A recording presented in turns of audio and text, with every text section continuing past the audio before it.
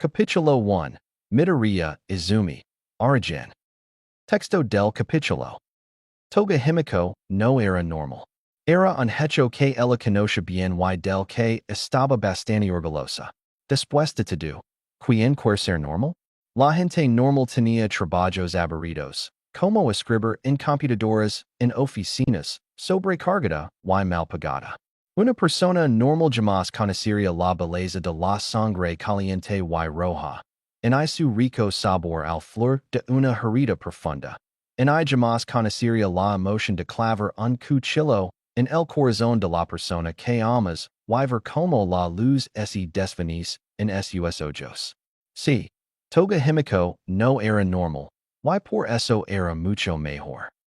Por otro lado, Midoriya Izumi era tan normal como cabría esperar, en un mundo donde la gente podía nacer con motors en las piernas o con la cabeza de un pájaro. Era una chica sencilla, con un cabello verde oscuro y alborotado que le ligaba hasta la espalda, ojos verdes que ocultaban una profunda inteligencia y unas cuantas pecas oscuras en sus mejillas sonrosadas. Además de su baja estatura, Midoriya Izumi podría describirse, en una palabra, como adorable. Al menos, hasta que se profundizaba en la superficie. Midoriya Izumi no era normal. Ella, como la mayoría del mundo, tenía un don, una habilidad especial que la hacía única, diferente. Sin embargo, mientras que la mayoría de la gente tenía dones, que les permiten escupir fuego o mover objetos con la mente, ella no. Midoriya Izumi tenía un don que la lavaba a un hambre sobrenatural, que la obligaba a darse un festín, no de algo tan común como carne de res, pollo o cerdo, en de algo tan exótico como canguro o buffalo. No, el don de Izumi la obligaba a comer algo mucho más tabú. Su cuerpo rechazaba toda carne excepto la humana. Midoriya Izumi era una cannibal. Esta es la historia de dos monstruos, arrastrados a las sombras de la sociedad por circunstancias ajenas a su control. Es la historia de cómo un vampiro y un ghoul encontraron consuelo, el uno en el otro, y la historia de cómo les fue arrebatado. Lego un nuevo día. Lego un nuevo día. Lego un nuevo día. Los ojos de Izumi se abrieron de golpe al el despertador, y quedó ali un momento antes de recordar la fecha. La niña, que ya tenía 4 años, se levantó de golpe, radiant y chillando. Es mi cumpleaños. La chica de pelo verde salió de la cama a toda prisa. Se vistió rápidamente y salió corriendo de su habitación, casi chocando con su madre, quien simplemente sonrió y negó con la cabeza con cariño. Tranquila, Izumi. Vas a tener un accidente. Su hija vibró de emoción. Pero mamá, es mi cumpleaños. Voy a conseguir mi don.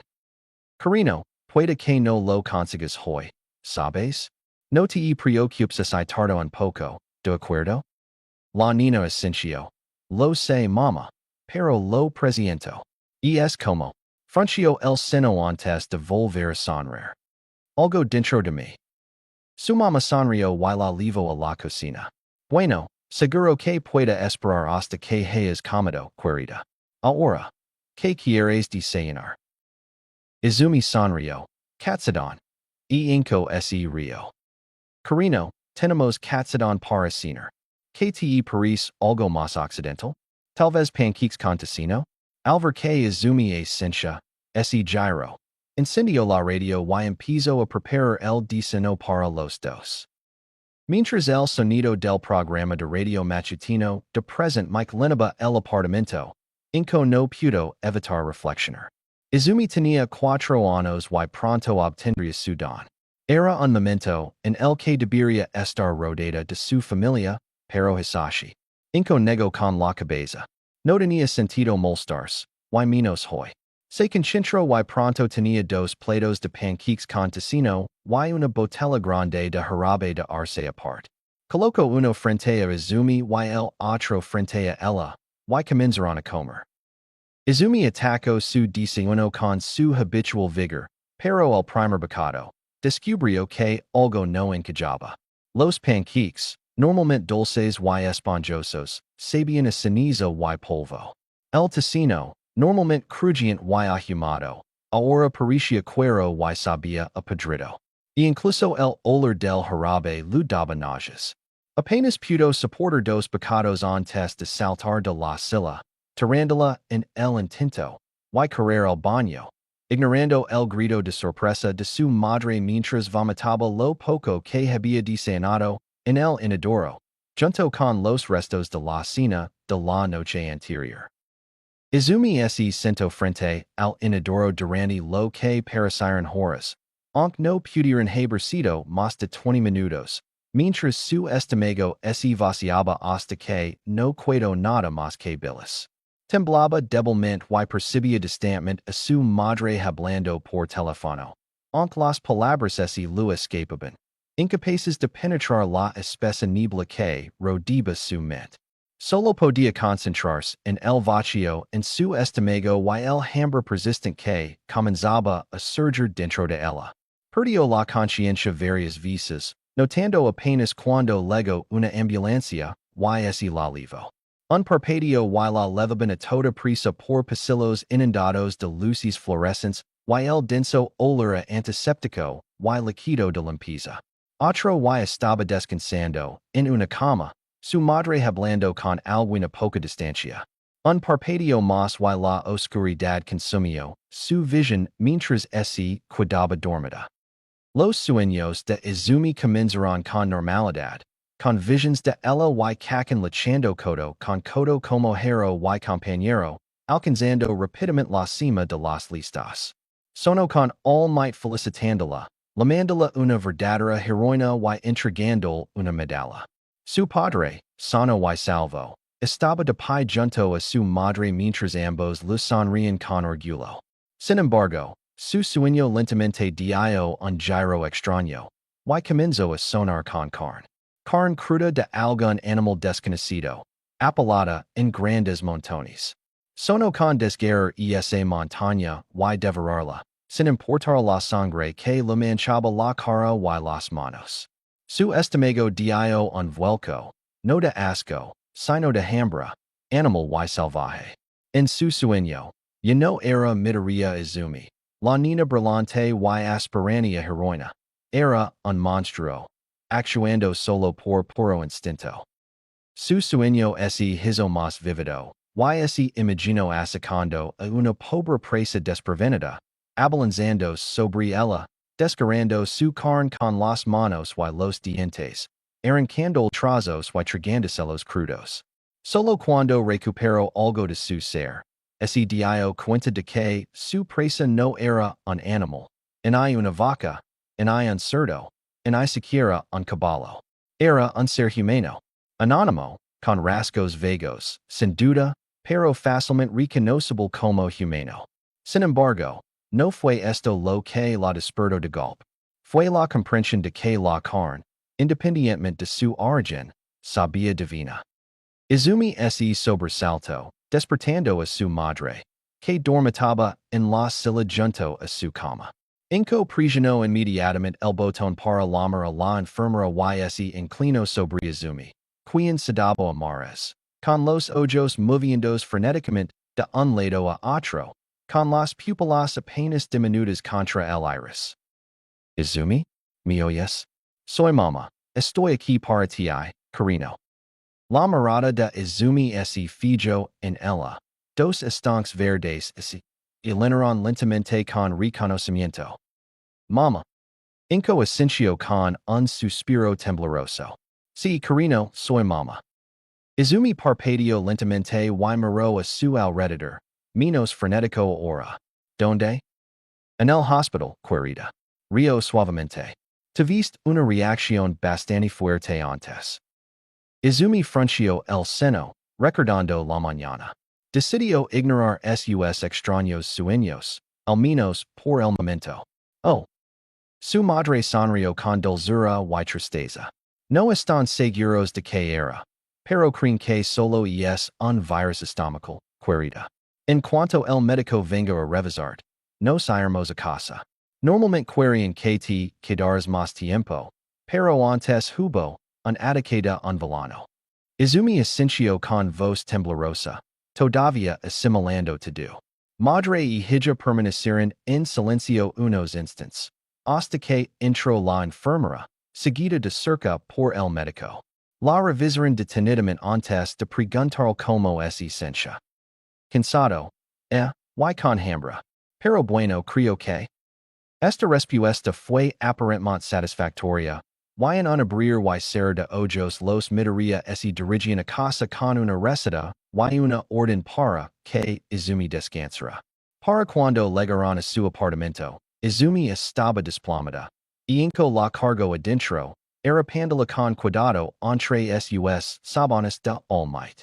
Mientras su hija descansaba, la observó unos instants, con el seno fruncido por la preocupación. Negando levemente con la cabeza, inco salió de la habitación y cerró la puerta sin hacer ruido. Esa noche, los sueños de Izumi estaban llenos de carne y sangre. La preocupación de inco no hizo más que aumentar durante las 2 semanas siguientes. El cuerpo de Izumi rechazaba con violencia cualquier alimento, y incluso el arroz y el pan menos ofensivos lo hacían derramar el contenido del estómago. Sin embargo, lo que más la preocupaba era como parecía estar tomando Izumi. Sabía que su hija no debía de estar en su mejor momento en ese momento, sobre todo con el aislamiento de Katsuki y sus amigos en la escuela. Pero cada vez encontraba la mirada de Izumi fija en ella, con una expresión indescifrable en el rostro. Por la noche, juraba que oía granidos de algún animal provenientes de la habitación de Izumi, pero cada vez que miraba, solo veía a su hija descansando, con su pequeño cuerpo engolido por las sábanas.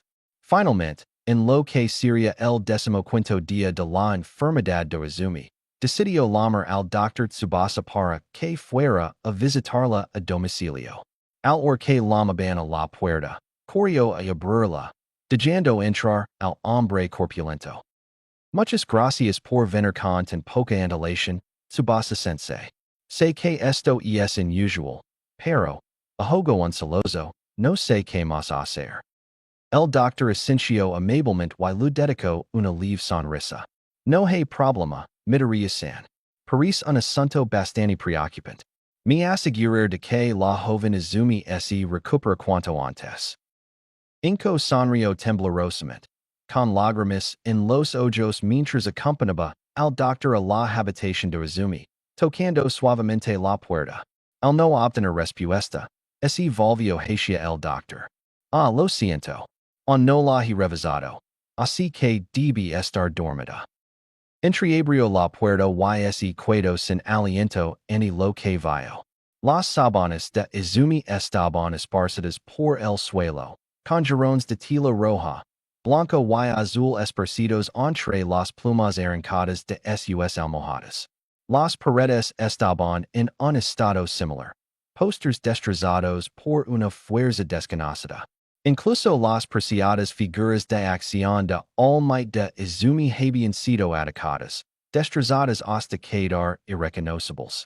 Pero fue la propia Izumi quien hizo que inco abriera la puerta de golpe, conmocionada. Ali, sentada en posición fetal en medio de la cama, inmóvil entre la destrucción, estaba su hija.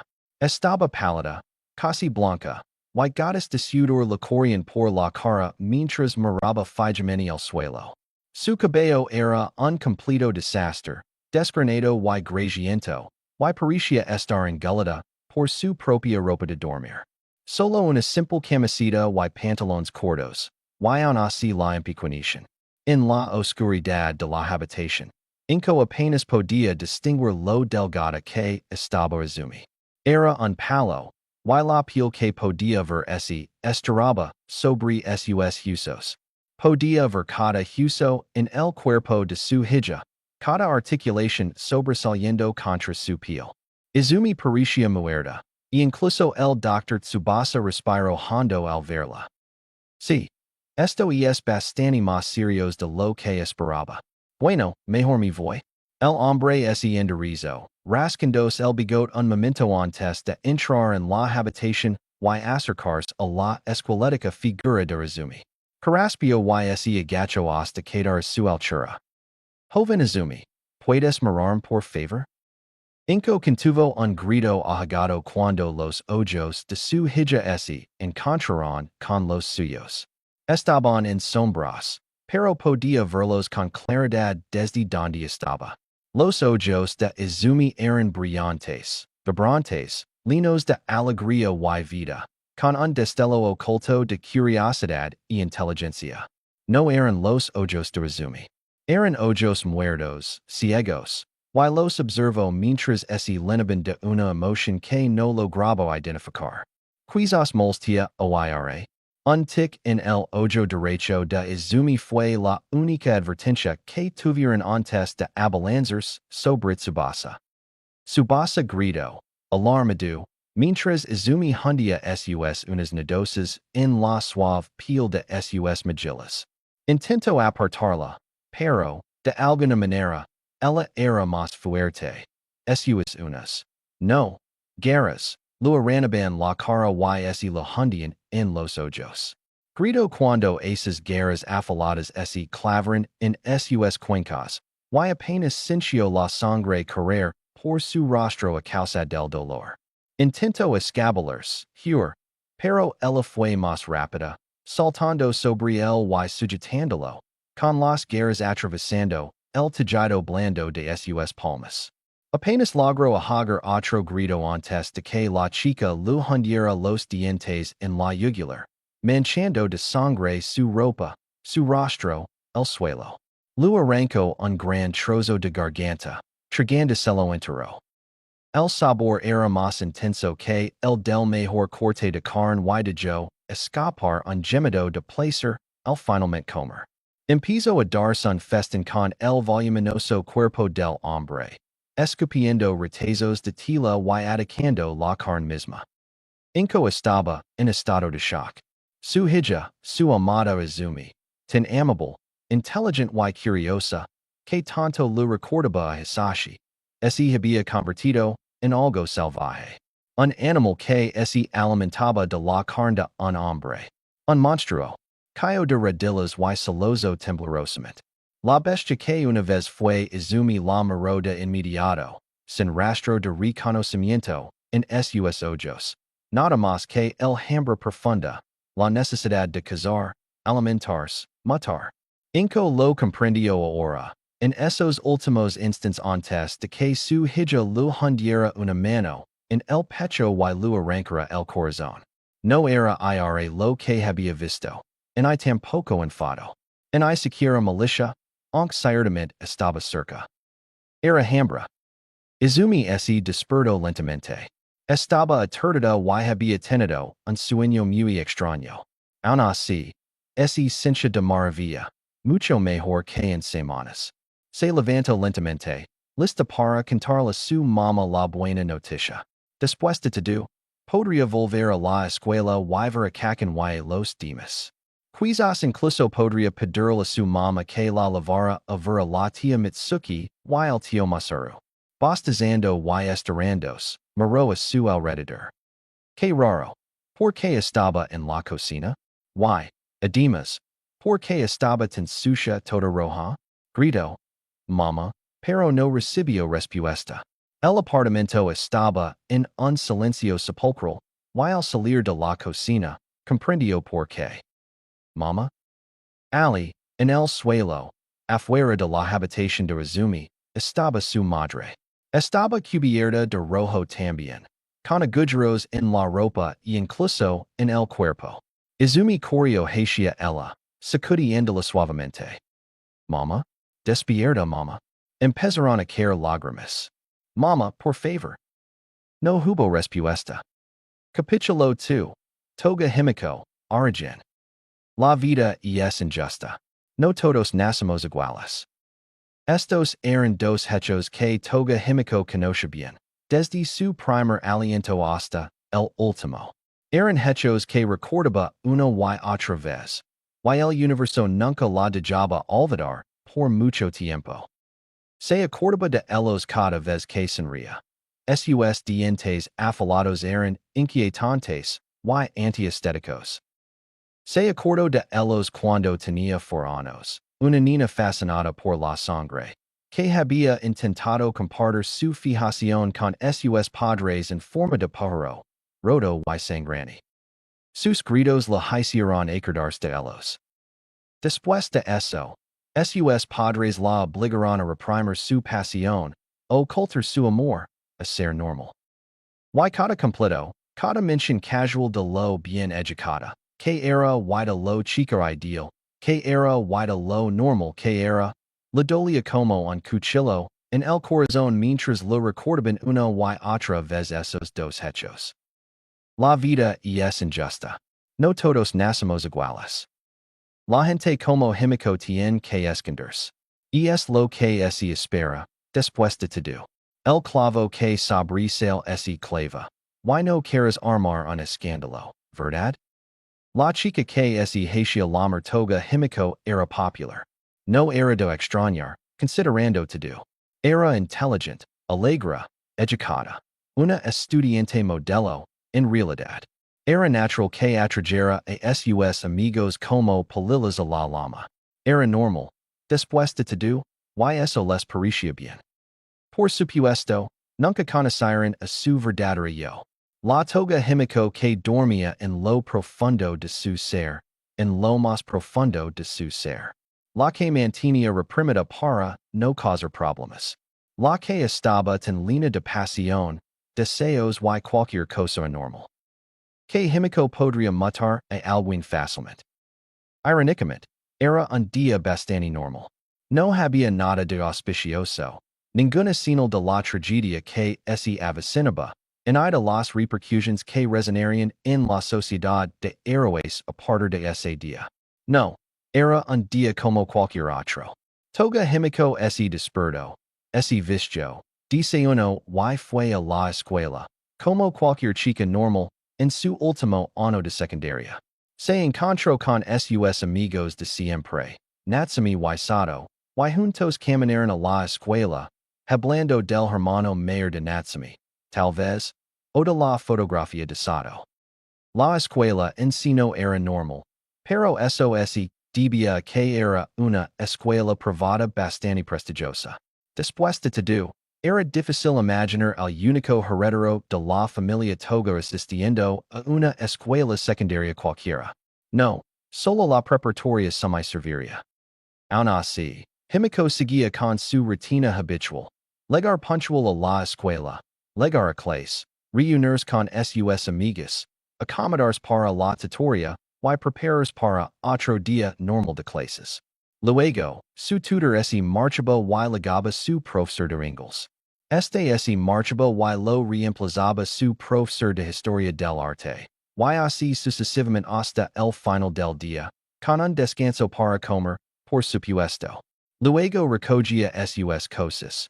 Se despedía de sus amigas y volvía a casa, lista para hacer los deberes, cenar y acostarse.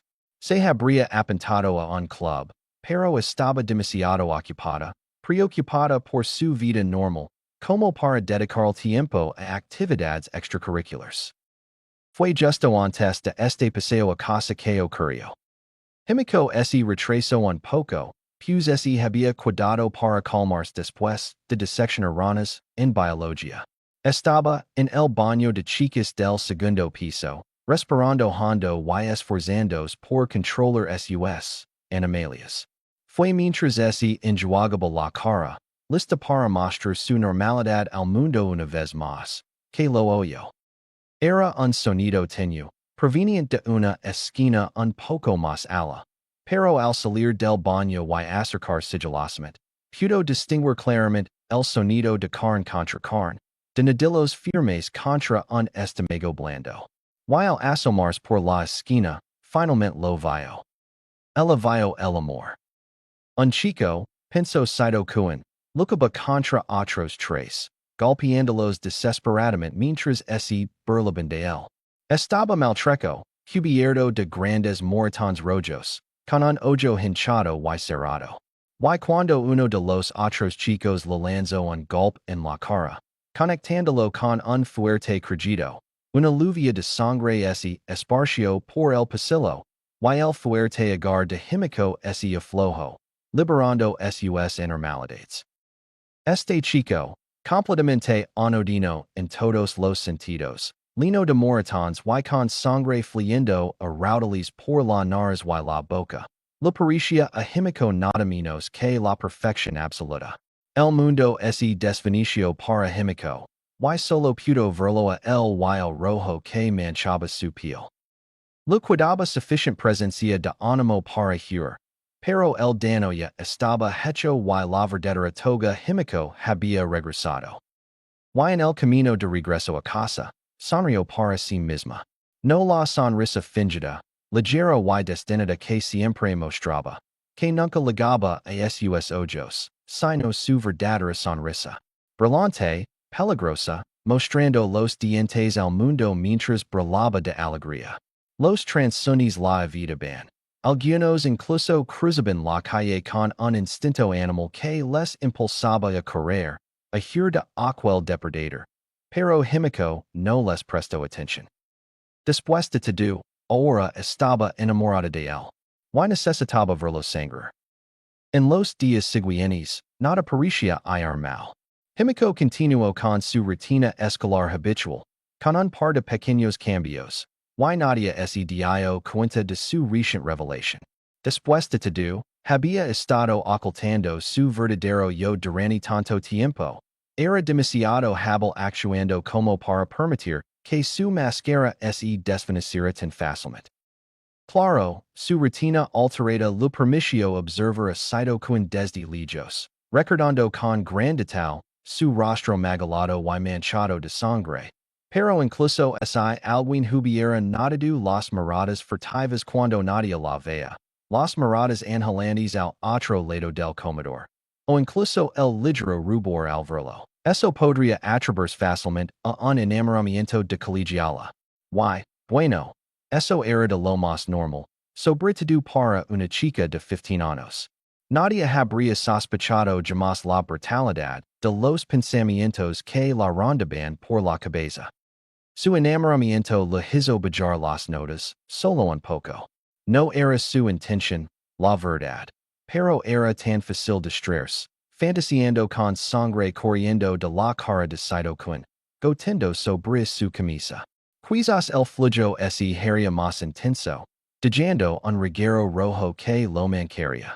En las profundidades semiconscientes de su imaginación, pensamientos de cuchillos y espadas incluso cruzaban su mente, trayendo consigo sueños de hacerlo sangrar ella misma, de cortarlo con una cuchilla afilada y ver esa cascada roja derramarse de él.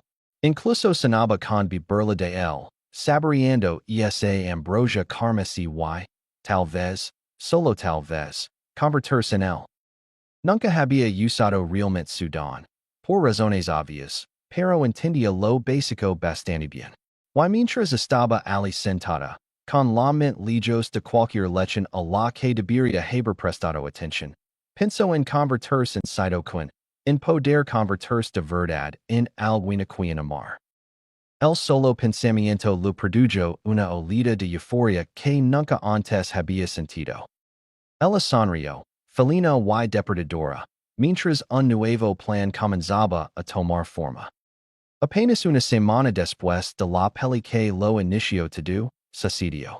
Fue bastante sencillo quedar a solas con Saito-kun, dejando apenas una nota en su casillero con la solicitud de reunirse en el pasillo del cuarto piso después de clases, un lugar que sabía que estaría vacío, albergando poco más que almacenamiento y alas libres. El cuter quemó la mochila de Himiko mientras ella seguía con su rutina habitual, sintiendo una creciente excitación nerviosa a medida que avanzaba el día. Casi podía imaginarlo ahora, la cara que pondría cuando ella le cortara la garganta y bebiera a fondo. Apenas pudo contener un escalofrío de alegría ante la idea de convertirse en él. En que decretían, hizo muy poco trabajo. Su emoción llegó al límite cuando sonó la campana final. Anunciando el fin del día y el comienzo del plan de Himiko. Salio corriendo de la habitación en cuanto pudo, sin siquiera detenerse a despedirse de sus amigos. ¿Eran siquiera amigos? Después de todo, no conocen a la verdadera. Pero Saito-kun estaba a punto de hacerlo. Subió las escaleras de dos en dos y corrió por la escuela, sin prestar atención a los gritos de alarma de las personas con las que casi chocaba, con la mente únicamente concentrada en lo que la esperaba.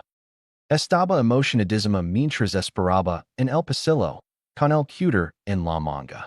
Se había tomado un tiempo durante la semana anterior para aprender técnicas básicas con el cuchillo. Nada del otro mundo, por supuesto, pero suficiente para sus propósitos. Sus dedos tamborileaban contra su pierna. Nunca ese le dio bien esperar.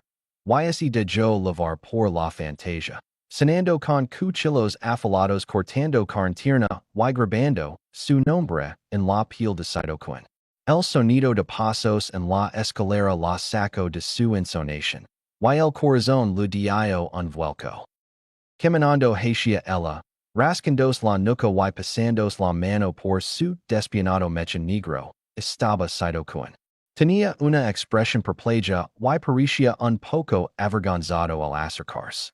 Su rostro aún estaba marcado por moretones, ahora amarillentos por la edad. Ella le sonrió radiante y él respondió con una sonrisa temblorosa y insegura. Toga-san, ¿verdad? Ella asintió y sonrió, feliz de mostrar su verdadera sonrisa. Él retrocedió, con una parte primitiva de su cerebro impulsándolo a escapar. La reprimió y continuó. Entonces, Toga-san, ¿para qué querías verme? Si fuera posible, sonrió aún más. Oh, nada del otro mundo, Saito-kun y, por favor, la mame Himiko. Ante su asentimiento inseguro, continuó. Bueno, es que te 6 hace una semana. Y te veas tan guapo cubierto de sangre. Y, bueno, ese sonrojo. Puede que me haya enamorado de ti. Río para sí misma, apretando la mano alrededor del cutter.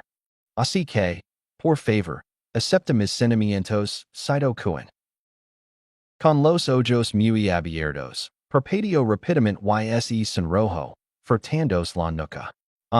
To Himiko, eso es mucho para un hombre, río nerviosamente. Puedes darme un tiempo para pensarlo. Terrario, dandos un golpecito en la barbilla pensativa, antes de asentir. Claro, Saito-kun. Pero antes, déjame demostrar mi amor. Saito-kun arqueó una ceja y asintió, con la lengua pasada en la boca. Himiko sonrió, casi con timidez, antes de acercarse lo suficiente como para sentir su aliento en la piel. Él cerró los ojos con anticipación, y la sonrisa de ella se agudizó. Con un movimiento fluido, su brazo giró, cutter en mano. Lo atravesó por su garganta, dejando una línea limpia que se abrió, de la que brotó sangre a borbotones. La mirada de asombro y miedo de Saito-kun era como una pintura para ella, y sus jadios desesperados eran como música. Himiko ya no pudo contenerse y saltó sobre él. Un leve jadio salió del moribundo chico, al estrellarse contra el suelo. Actuó por instinto, mordiendo con fuerza la suave carne de su cuello. Su sangre era un néctar divino, una bebida como ninguna otra que hubiera probado, y el denso sabor a hierro inundó su boca mientras bebía libremente de él. No pudo evitar las lágrimas de pura alegría que brotaron de sus ojos al finalmente conocer la libertad. Libertad de una sociedad que jamás aceptaría a gente como ella. Libertad de sus padres, que la obligaron a ser alguien que no era. Libertad de Toga Himiko, la hija perfecta, la estudiante modelo. Que Himiko había muerto con Saito-kun. Ahora solo quedaba Toga Himiko, la chica que amaba la sangre, cautivada por su belleza. Ahora estaba Toga Himiko, La chica que ansiaba convertirse en las personas que amaba más que a nada y que deceba, necesitaba, ver las banadas en sangre. Cuando se convirtió en cytokine, ese lino de demasiada alegría pura como para notar asado en la escalera, con la mano cubriendo su boca mientras temblaba. Por supuesto, daba igual. Para cuando llegaron los servicios de emergencia. Toga Himiko Haishia Rado que había desaparecido en la noche, dejando atrás el cuerpo de su primer amor, enfriándose rápidamente. Ella no esperaba encontrar a su verdadero amor tan pronto. Capítulo 3. Un solo paso. Izumi esperaba muchas cosas cuando se despertó ese día. Vestida con ropa sucia y andrajosa y envuelta en una manta comida por las palilas. Ella esperaba necesitar comer. Había pasado aproximadamente una semana desde su última comida y realmente no quería perder el control nuevamente, no después de haber sido perseguida por media ciudad por endeavor la última vez. Ella esperaba encontrarse con Jiren Sensei. Se suponía que se encontrarían más tarde en el lugar habitual para un par de horas de Japón y matemáticas. Ella esperaba dormir más tarde esa noche. Lina, educada y satisfecha, lista para un día de protección de su territorio mañana. No esperaba encontrarse con una chica de su edad, o quizá un poco mayor, empapada en sangre y sonriendo como el gato que había atrapado el canario. Ella no esperaba hacer un nuevo amigo ese día. Pero bueno, no es que se estuviera quejando. Izumi corrió hacia el almacén, un destartalado edificio, en el viejo astillero, en la parte más sordida del pueblo. Iba de prisa después de comer. La sangre caliente se enfriaba rápidamente al empapar su fina blusa y su camiseta. No era uno de los objetivos de Jiren Sensei ese día, pero no les había prestado demasiada atención más allá del sabor de su carne. Tenían un sabor salado, con un toque cítrico. Probablemente un marinero que había pasado por momentos difíciles. Se secó la cara con la camisa para limpiarse un poco, y entró corriendo. Apoyado contra la pared, junto a una mesita y sillas, con un cigarrillo entre los dientes manchados, estaba Jiren Sensei, con el habitual traje morado chillón envuelto en su figura. Al oír los pasos de Izumi, levantó la vista, sonriendo con picardía al observar su apariencia. Hoy, chico, pensé que no ibas a llegar en un segundo después. Dijo, riendo con sorna, dejando escapar una bocanada de humo. ¿Te has liado con algo? Izumi sonrió timidamente. Lo siento, Jiren Sensei. Tuve que ir a comer y tard más de lo esperado. Pero ya estoy aquí. ¿Cuántas veces tengo que decirte, chico, que dejas al sensei? Me haces sentir viejo. Inclinando la cabeza hacia un lado, Izumi puso su mejor expresión de inocencia. Pero sensei, estás viejo. El hombre soltó una breve y aguda carcajada, inclinándose para alborotar el pelo enmarinado. ¿Eres una nenada? ¿Te lo he dicho alguna vez? Izumi asintió radiant. Y Jiren Sensei volvió a reír, incorporándose y sentándose a la mesa. Bien, nenada, hoy nos regalaron tu favorita. ¿Recuerdas tu cuaderno de economía? La chica hizo un puchero y se cayó un poco, pero sacó el cuaderno amarillo de su desgastado bolso y, con bolígrafo en mano, lo abrió sobre la mesa. Jiren Sensei, ese no es mi favorito. Todos los números son, dijo agitando una mano alrededor de su cabeza, demasiado raros y imaginarios, es molesto. Dando una colada a su cigarrillo, Jiren Sensei arqueó una ceja. Bueno, ¿sabes cómo mayor? Rehaciéndolo hasta que te salga bien. Ahora, empecemos desde donde lo dejamos. Un par de horas después, Izumi bostezó y se estiró en su silla, agradecida por el final de la clase. Estaba agradecida con Jiren Sensei, por supuesto, pero la economía siempre lo quemaba el cerebro y la hacia cur dormir durante milanos. Estaba a punto de levantarse cuando Jiren Sensei le lanzó una bolsa de plástico, sacándola de sus pensamientos. Toma, Nina, invita la casa. Parpadeando, echo un vistazo dentro y vio una camiseta nueva, pantalones cortos, un suéter, un par de calzoncillos y un desodorant. Esto era inusual para el hombre. Nunca hacía nada gratis. Incluso sus lecciones eran un pago por eliminar ciertos objetivos para él. La confusión debió de estar escrita en su rostro cuando Jiren Sensei soltó una bocanada de humo y una breve carcajada. No puedes tener un socio por ahí con el aspecto de un asesino perdón, chico. Consideralo una inversión para continuar nuestra relación laboral. Sería malo para el negocio sit ficharan los héroes, ¿sabes? Izumi se sonrojo levemente y inclinó la cabeza en señal de agradecimiento, algo que el hombre desestimó con una risita, y salió del viejo almacén con paso alegre. Se estaba haciendo tarde. Y quería volver a su guarida antes de que los héroes subterráneos entraran en turno. Y había tapado con el señor valiente antes. Y prefería no tener que atacar a otro héroe. No es que no lo merecieran, claro, pero eso solía atraer demasiada atención hacia ella, y le gustaba la guarida que tenía en ese momento. Fue por la prisa que no vio al chico hasta que chocaron, tirándolos al suelo. Izumi se recuperó primero, poniéndose de pie un salto y agitando los brazos frenéticamente. Ay, lo siento mucho.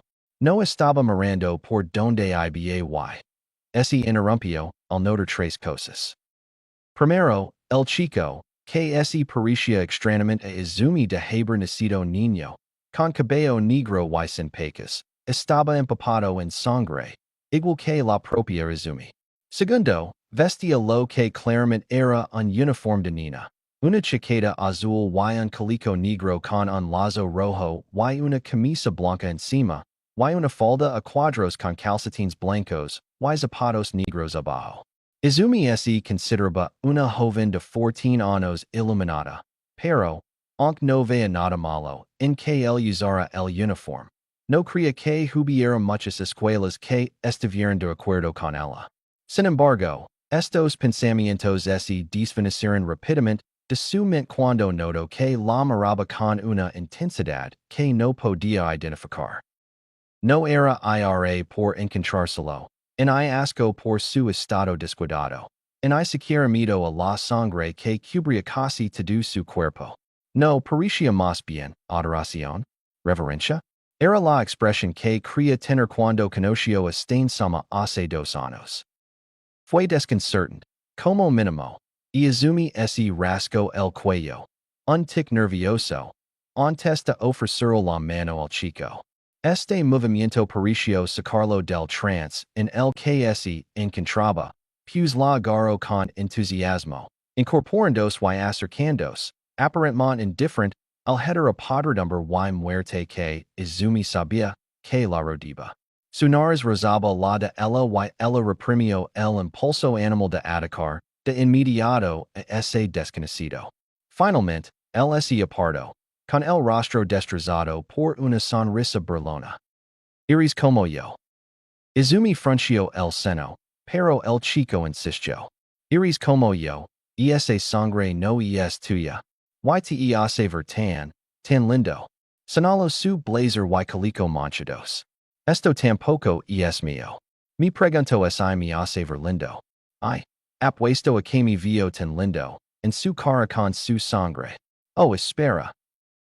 El chico se concentró un momento, y Izumi observó sorprendida y fascinada como su piel comenzaba a derretirse, convirtiéndose en un lodo gris, desprendiéndose de su cuerpo y golpeando el suelo con suaves golpes. Su piel áspera y broncida dio paso a algo más suave y claro. Su esponjoso cabello negro se volvió largo, liso y rubio, y sus ojos negros se transformaron en discos amarillos, felinos y depredadores. Este cuerpo le sentaba mucho mejor al uniforme. Y la chica salto hacia adelante una vez más, aferrándose a un Izumi abrumado. Soy Toga Himiko, pero puedes llamarme Himiko. Oh Himiken, siempre he querido que me llamen así. Me apasiona la sangre y ver a la gente sangrar. Pero por alguna razón no quiero verte sangrar. Quizás sí porque sé que eres como yo. Parece que llevas tiempo haciendo esto. Así que, ¿a cuántas personas has matado? Solo he matado a una hoy. Ese lamaba sido kuin y era tan adorable que no pude evitar querer que sangrara. Su sangre sabía deliciosa. Como debería llamar nueva mejor amiga? Aturdida, Izumi parpadeó, comprendiendo por fin lo que era ser víctima de una de sus tormentas de murmulos. Soy Midoriya Izumi, Daijo débilmente. Antes de que una mirada al cielo que oscureciera rápidamente la sacara de su estupor. Y no podemos quedarnos aquí. Síganme. Izumi agarró la muñeca de la otra chica, quien chilo de alegría, mientras la arrastraban por los callejones del distrito camino. Mientras corrían, evitando todas las rutas de patrullaje de héroes posibles, Izumi reflexionó sobre todo lo que Himiko había dicho. Si realmente acababa de matar a alguien y no juzgaba a Izumi por hacer lo mismo, entonces, quizás este podría ser el comienzo de una hermosa amistad. Entonces, espera, mataste un tipo porque pensaste que su sangre era linda? Habían legado a la guarida de Izumi, poco más que una pequeña tienda de campana en un discreto paso subterráneo, justo antes del anochecer, justo antes de que anocheciera. Izumi se sentía un poco culpable por cambiarse de ropa mientras Himiko se cuidaba con su uniforme escolar sucio y manchado de sangre. Pero la rubia le había asegurado que no había problema. Ahora estaban sentadas en dos cajas junto a la tienda destartalada, con las piernas de Izumi contra su pecho mientras Himiko gesticulaba desenfrenadamente, contando la historia de las últimas 2 semanas. Pues sí, ¿por qué si no lo harías? Se encogió de hombres. Oh sí, lo hago para comer. Espera, eso me recuerda. Himiko, ¿tienes hambre?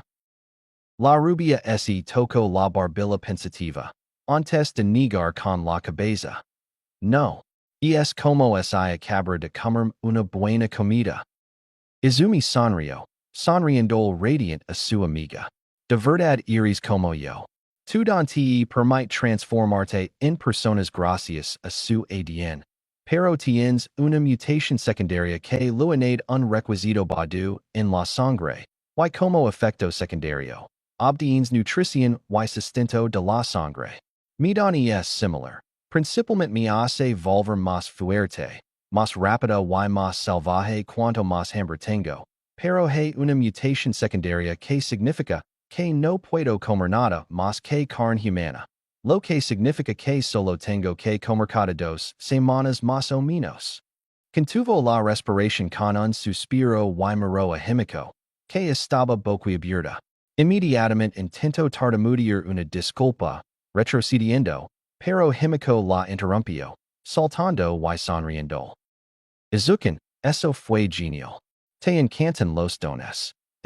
Usaste unas palabras un poco complicadas. No estoy seguro de haberlo entendido todo. Pero aún así fue muy divertido. Izumi se sobresaltó y se sonrojo, rascándose la nuca. Bueno, siempre me encantaron los dones.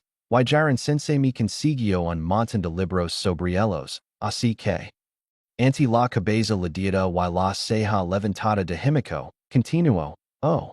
Jiren Sensei es mi profesor. Como vivía en la calle desde muy joven. Dejé la escuela muy pronto. Izumi se encogió de hombres. No disfrutaba mucho hablando de sus primeros años, pero sentía que podía confiar esto a su amiga. Me encontró cuando tenía, ciso 7 años, creo, y no tardó mucho en darse cuenta de lo que podía hacer. Después de eso, llegamos a un acuerdo. Él me enseñaría y me compraría cosas como ropa y demás. Why yo eliminaria a la gente que estuviera perjudicando su negocio. Sonrio suavemente. Lo respeto mucho, casi tanto como Stain Sama. Stain Sama. Te refieres al asesino de héroes? De todas las personas a las que azucan, la chica pequeña, calada y algo tímida que era, admiraba. Himiko nunca imaginó que el infame asesino en serie Stain fuera uno de ellos. La amiga de Himiko ese enderizo, con sus ojos Esmeralda brillando, de una forma casi desafiante. Stain Sama es más hero que cualquiera de esos imposters. Espito azucan, con las manos apretadas frente a ella. Levo 10 años viviendo en la calle. Y no hay una sola vez un supuesto hero intento salvarme. A los héroes solo les importa aplastar a cualquiera que se interponga en su camino en la loca carrera por el número uno. Ni siquiera all might. A quien todos creen un dios entre los hombres, intento salvarme. Se suponía que lo haría. Cualquier verdadero hero debería haberme salvado. Pero los únicos héroes que he conocido han intentado capturarme por algo que no puedo controlar. La chica de pelo verde estaba de pie ahora, y Himiko estaba asombrada por la pura malicia que irradiaba su generalmente dulce amiga. La sociedad de héroes es una plaga sobre la tierra, y Stain Sama es el único que lo ve. Aun así, ni siquiera Stain Sama, con toda su infinita sabiduría, lo entiende. La única manera de curar una infección tan profunda como el heroísmo es erradicarla de raíz.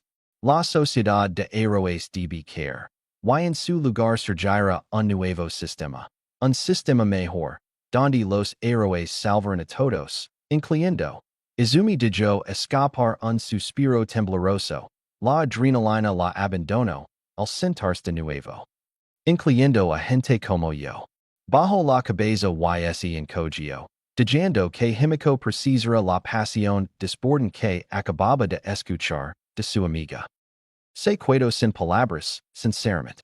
Claro, solo conoce a Izumi desde hacía unas horas, pero crea haberla interpretado bien. Amable, tímida y totalmente dispuesto a matar. Pero esta pasión pura, la fuerza y la convicción que había puesto en sus palabras, esto era nuevo. Eso estuvo caliente. Izumi chilo y sobresalto, y Himiko ese dio, cuenta de que lo había dicho, en voz alta sin care. Ambas se sonrojaron y se cubrieron la cara, sin que se oyeran palabras intelligibles. No hace falta decir que paimos una noche de sueño incómoda en la tienda. Capítulo 4. Ciudad del Diablo. Izumi miró a su alrededor nerviosa, apretando y soltando las manos a sus costados, intentando parecer despreocupada. Tras ella, oía Himiko terroreando, cogiendo ropa del perchero, considerándola un momento y luego guardándola. Su pai golpeó el suelo de vinilo y fue plenamente consciente de su propia respiración. Estaba a punto de darse la vuelta y apresurar a Himiko cuando unos pasos se acercaron. Al girar la cabeza hacia el ruido, el corazón le dio un vuelco al darse cuenta de quien caminaba hacia ella. Vestía de forma informal, con pantalones de chandal y sudadera con capucha, nada que ver con su atuendo habitual, pero su pelo negro alborotado y sus patillas pobladas no dejaban lugar a dudas sobre su identidad. La cicatriz irregular y retorcida que ella le había dejado sobre el ojo izquierdo la última vez que se cruzaron no hacía más que confirmarlo. El señor Valiente se aclaró la garganta con el seno fruncido. Mis sueños, ¿nos conocimos? Izumi respiró hondo, reprimiendo el pánico. No lo creo, señor. Rio nerviosa. No conozco a mucha gente, ¿sabe? Estoy casi todo el tiempo en la escuela o en casa. Tengo que sacar buenas notas, ¿no? Intento sonreír, pero más bien pareció una mueca. El hombre terrario sin comprometerse y la miró con los ojos entrecerrados. ¿Estás segura? Hoy, Izukan. Creo que este lugar no tiene lo que buscamos. Oh, en contrast a nuevo amigo. Izumi suspiro aliviada al ver que Himiko se acercaba, con la mochila, alhambro, y mucho más lina que antes. Oh hoy, Himiko, le decía a este chico que no conozco a mucha gente. Siempre estamos en la escuela o en casa, no. Le dirigio una sudal mirada suplicant a su amiga, quien pareció darse cuenta y ascencio. Sí, deberíamos irnos, Izukin, todavía tenemos tarea para Fujisaki-sensei, ¿verdad? El señor Valiente los miró por última vez antes de encajarse de hombres, y hacerse un lado con un, que tengan un buen día, al marchers. En cuanto salieron de la pequeña tienda de ropa, se adentraron en un callejón, abriéndose paso por las sinuosas callejuelas hasta llegar al estudio. ¿Y quién era ese, Izukin? Si era un bicho raro, deberíamos haberlo cortado. La rubia sonrió ampliamente, y Izumi rió entre dientes a pesar de sus nervios. Ese era un hero clandestino, señor Valiente. Y nos conocemos. Tenía hambre, mi pillow comiendo, se interpuso en mi camino y la voz de Izumi se fue apagando. Himiko abrió mucho los ojos. Así que, señaló sobre su ojo derecho. Izumi asintió y Himiko sonrió. Suena increíble. Debió de estar todo ensangrentado, jadio, y apuesto a que te veas tan linda toda cubierta de su sangre. Ver cubierta de sangre es mucho mejor que ver sido con o a cualquier otra persona cubierta de sangre. Y es un mejor porque no es tuya. Eres realmente increíble, Izukin. Izumi se sonrojo intensamente y no logró balbuciar nada significativo durante el resto del viaje de regreso. Himiko le sonrió radiant. Aunque solo habían pasado un par de días, y no podía imaginar una vida sin la chica de pelo verde. Se sonrojo levemente y los dos regresaron a su guarida en un silencio amistoso. Pasó un mes, y en poco tiempo, Himiko se despertó a las 2 de la madrugada, escabulindos por los callejones tras Izukin. Buscaban comida, principalmente para Izukin, ya que Himiko se había mantenido bien alimentada gracias a los paquetes de sangre que el sensei de Izukin les había conseguido a cambio del trabajo que estaban a punto de realizar. Un traficante de drogas, pensó Himiko, pero no había estado prestando atención. Simplemente estaba emocionada de ver por fin a Izukin banado en rojo una vez más. Izukin se detuvo y extendió una mano hacia atrás. Himiko se quedó quieta, asomándose por la esquina para ver cómo su amiga se acercaba sigilosamente, con los hombres encorvados y frottándose el brazo. Se acercó a un hombre calvo y en forma con perilla, quien se giró y soltó una carcajada al verla. ¿Qué puedo hacer por ti, Nina? ¿Perdiste tu papa o algo así? Soltó una carcajada y le dio la espalda. Larget, verdecida. Esto no es una gardería. Izukin le dio la cabeza, se dio una palmadita en la mejilla pensativo y sonrió. Jiren sensei te envía saludos. Antes de que el hombre pudiera responder, se abalanzó. En la penumbra del callejón, Himiko apenas podía ver los cambios. Las uñas de Izukin se habían vuelto más largas y afiladas, y el brillo las hacía parecer garras. Sus dientes se habían vuelto puntiagudos y su piel adquirió una palidez mortal. Sus garras arrancaron el rostro del hombre mientras este gritaba, agitándola con las manos, en un intento desesperado por quitársela de encima. Sin embargo, la fuerza sobrenatural de Izukin triunfó, y las garras lo abrieron profundos surcos en la carne. Ella se arrastró sobre sus hombres, clavando las garras en el pecho mientras lo daba un cabezazo. Ambos cayeron al suelo y el hombre gruñó de dolor. Izukin se apartó de él, solo para abalanzarse sobre él una vez más, aterrizando de modo que su rostro quedó sobre su estómago. Sanrio monstruosamente y abrio la mandíbula de un modo imposable, antes de hunter sus dientes afilados como cuchillos en su suave carne. El hombre de yo escapar un último gemido antes de morir. Izuku comenzó a darse un festín con su cadáver. Himiko intro en el callejón. Y su amiga Luz Sanrio radian antes de volver a masticar los órganos del hombre. Himiko lo tomó como una invitación y se dio el gusto de beber un poco de la sangre del hombre, sintiéndose vigorizada por el bocado. No tardaron en dejar casi limpio el cuerpo, dejando solo trazos de piel y cartílago adheridos al hueso seco.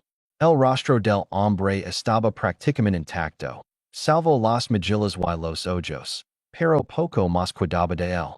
Izuku se lavaba la mano al corazón cuando se detuvo, paralizada mientras olfateaba rápidamente. Izuku se agachó, y un rayo blanco pasó sobre su cabeza un segundo después. Himiko se levantó de golpe, sacando su cutter mientras miraba a su alrededor, buscando al atacante. Agachada en el tejado, al otro extremo del callejón, vio una figura oscura, con una blanca enroscada alrededor del cuello. Se giró para mirarla, y Himiko sintió un escalofrío en el estómago. Retrocedió instintivamente y agarró el cutter con más fuerza. Izuku se puso de pie, más pálido que nunca. Y border. La chica de cabello verde tembló, con la mirada fija en la figura, que hablaba con voz baja y autoritaria. Rendit, Ghoul. Es hora de que pegues por tus acciones. Los tres permanecieron allí durante lo que parecieron horas, con los ojos pegados el uno al otro. La tensión era densa, agobiante, tanta que Himiko ni siquiera se atrevía a respirar. Finalmente se rompió, como una banda elástica al romperse, cuando Izuku pronunció una palabra. Correr. Fue apenas un susurro, pero tan fuerte como un disparo cuando Izuku se giró y salió corriendo del callejón. Himiko también se dio la vuelta y echó a correr, tomando un camino diferente al de Izuku para confundir al hombre y obligarlo a elegir entre ellos. Ella era el viento, serpenteando por calles y callejones, saltando sobre contenedores de basura y escombros. Sus pulmones ardían y gritaban en protesta, pero no podía detenerse. Estaba bastante segura de que el hombre no la perseguía, así que al menos podría tomar una ruta más directa de regreso a la guarida, pero no aminoró el paso hasta que se desplomó contra la pared graffiti del paso subterráneo. Ali se sentó, con las rodillas contra el pecho, respirando profundamente y esperando el regreso de su amiga. Himiko esperó durante horas, con la preocupación aumentando a medida que salían los primeros rayos del alba. Se sentía agitada, pero completamente despierta, paseándose frente a la tienda y murmurando para sí misma, una costumbre que había heredado de Izuku. Y si la habían atrapado. ¿Qué haría Himiko si eso sucediera? Ni siquiera ella podría enfrentarse a un hero profesional sola. Acababa de decidir salir a buscar a su amiga cuando unos pasos arrastrados llamaron su atención. Se giró y vio a Izuku, desalinado y magalado, cubierto de la sangre del hombre. Parecía muerta de pie y casi se desplomó en los brazos de Himiko. Ambas estaban demasiado agitadas para avergonzarse y, al amanecer, se durmieron abrazadas. Hoy, Izuku. Habían pasado meses desde su encuentro con Eraserhead, y desde entonces solo se habían vuelto más cercanos. Ahora, era raro que no se durmieran enredados en las extremidades del otro. Aun así, cuando Himiko le hizo una pregunta que lavaba un rato dando vueltas en un día de descanso, no pudo evitar una ligera opresión en el corazón. Sí, Himiko. Soltó un suspiro. Me preguntaba, el día que nos conocemos, mencionas que lavabas 10 años en la calle, y se quedó en silencio, pero Izuku recogió el hilo con facilidad. ¿Quieres saber qué pasó? no era una pregunta. Y himiko ascencio timidamente. Izuken guardo silencio un rato. Lo sufficient como para que ese arrepintiera de haber preguntado, pero finalmente dijo escapar un suspiro y rompió el silencio.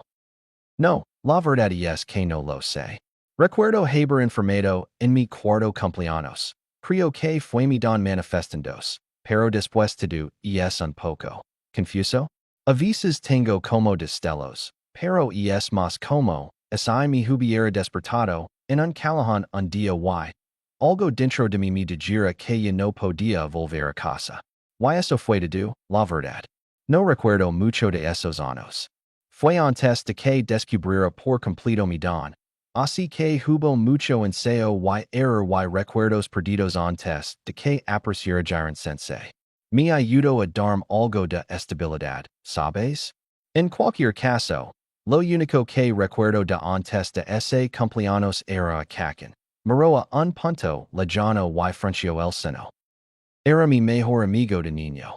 Íbamos a ser héroes juntos. Escupio esto, con los labios cavados con disgusto, como si la palabra fuera veneno para ella. Pero sus rasgos pronto se suavizaron con una ligera melancolía. Creo que tiene el potencial para ser un verdadero héroe, a diferencia de esos imposters. Pero la sociedad de héroes lo ha lavado el cerebro. Se enderezó, apretando los puños mientras la determinación se dibujaba en su rostro. Así que yo ser su héroe primero. Voy a salvarlo de los héroes. Demostrar que están equivocados. Y cuando estén sama y yo derretimos a la sociedad de héroes. Será el ejemplo en el que todos los demás intenten convertirse. Izuken sonrió suavemente, antes de recordar de repente donde estaba y sonrojarse. Rascandos la nuca con las manos mientras balbuceaba una disculpa. Himiko solo rió levemente, while poco rato. Ambos rein juntos, tumbados uno junto al otro en el duro suelo. Finalmente, sus risas se apagaron y se sonrieron suavemente. Izumi sanaba con una sociedad que ayudara a personas como ellos, y Himiko haría lo que fuera para ayudarla a hacerlo realidad. Ninguna podía imaginar un futuro sin la otra en su vida. Había pasado casi un año desde que se conocieron, y Himiko podía afirmar con seguridad que Izumi era la mejor amiga que había tenido en su vida. Podía confiar cualquier cosa a la palaverdi y sabía que jamás la juzgaría. Himiko materia por Izuken y no sería difícil. Por eso, cuando Izuken se despertó de golpe en plena noche, casi dando un cabezazo a Himiko, tuvo que recordarse a sí misma que los amigos no matan a otros amigos. Se apresuró a buscarla, casi presa del pánico, midiendo todo lo que pudo en una mochila, y Himiko contó hasta tres antes de incorporarse. Izuken, ¿qué pasa? Murmuró, un medio dormida. Su amiga se detuvo brevemente antes de seguir guardando la ropa. Héroes y policías, ya están aquí. Empequen todo lo necesario y digan todo lo demás. Eso despertó a Himiko. Siguió las instrucciones de Izuken, tomando su cutter, ropa y algunas mantas, antes de unirse a la otra chica afuera. Su amiga ya estaba en movimiento, y se apresuró a alcanzarla. La tienda es demasiado grande para empacarla rápidamente, pero lo envió un mensaje a Jiren Sensei. Agitó el teléfono cometer en sus manos, para que tenga algunas cosas para nosotros la próxima vez que lo visitemos.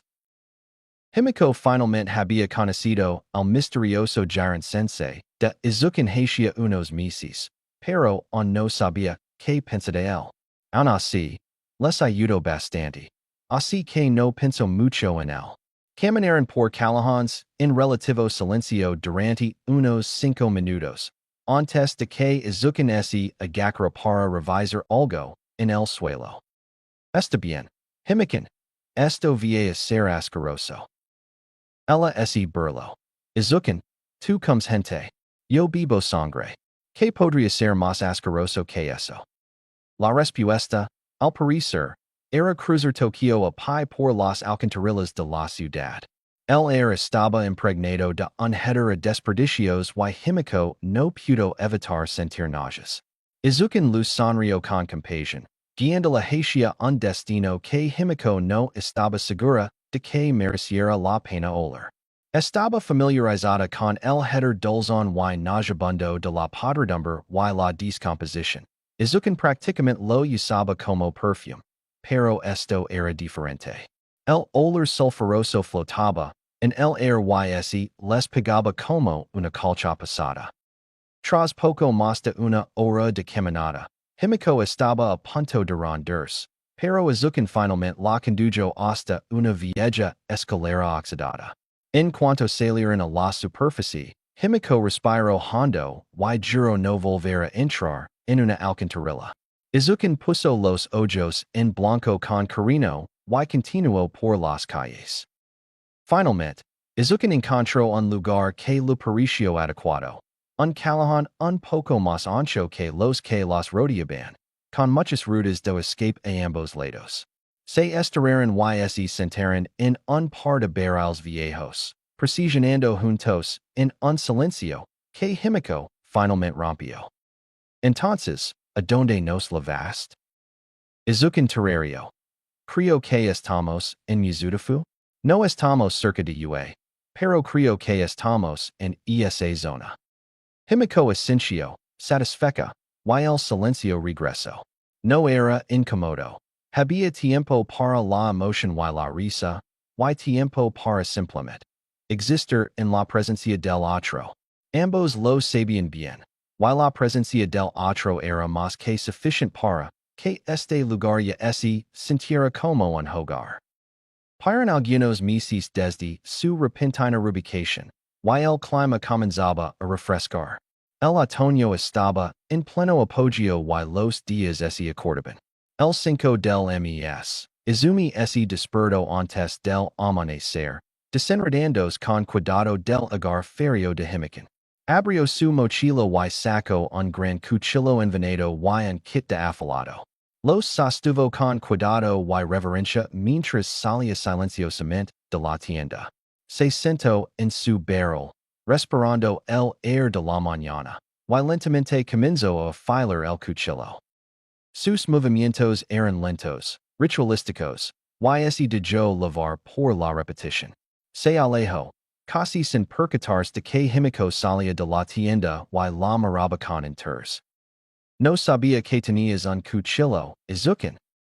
Izumi parpadeó, volviendo al presente. Fue un regalo de Sama, la última vez que nos vimos. Himiko jadeó. ¿Lo conociste? ¿Cómo es? Izumi sonrió suavemente, recordando los entrenamientos matutinos y los debates nocturnos. Es apasionado. Tiene un hora que te hace querer escucharlo. Da un poco de miedo, admite, pero es increíble estar cerca de él. Himiko tenía los ojos brillantes. Wow, suena genial, Izuku. Ojalá pueda conocerlo algún día. Izumi sonrió y empezó a responder, pero un mensaje en su teléfono la interrumpió. Era inusual que Jiren Sensei le enviara un mensaje. Así que dejó cuidadosamente su cuchillo y piedra de afilar a un lado y revisó sus mensajes. Himiko observó como una sonrisa se extendía lentamente por el rostro de su amiga. Izuku se levantó y le mostró el mensaje. Escuch que Stain estuvo en Mizudafu recientemente. Pensé que deberías saberlo. Creo que será más pronto de lo que piensas. Capítulo 5, Mancha. Izumi despertó lentamente, con los párpados parpadeando en la tenue luz del callejón. Todavía estaba oscuro y, a juzgar por la luna llena que colgaba en lo alto del cielo, no llevaba mucho tiempo dormida.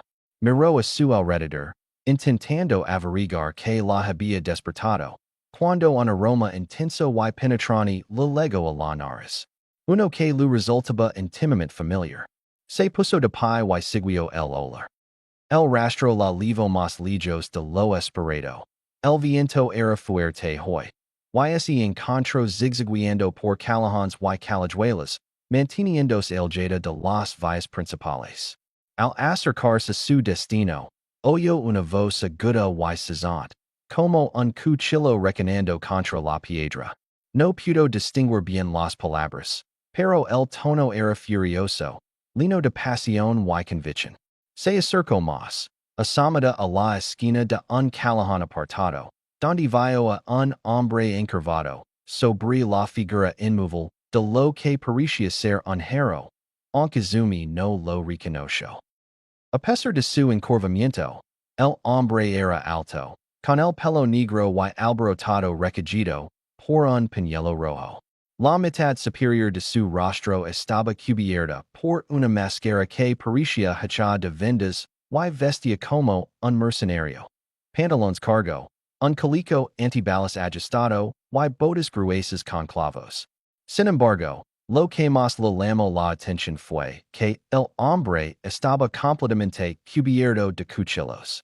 Además de la katana con la que había apuntado el héroe en el suelo, Izumi podía ver cuchillos atados a ambos lados de su torso y por todas sus piernas. No solía ser de las que cotilla, pero incluso ella había oído hablar del asesino de héroes, Stain. Izumi no era fanático de los héroes, no después de 8 años solo en las calles, pero matarlos realmente estaba bien.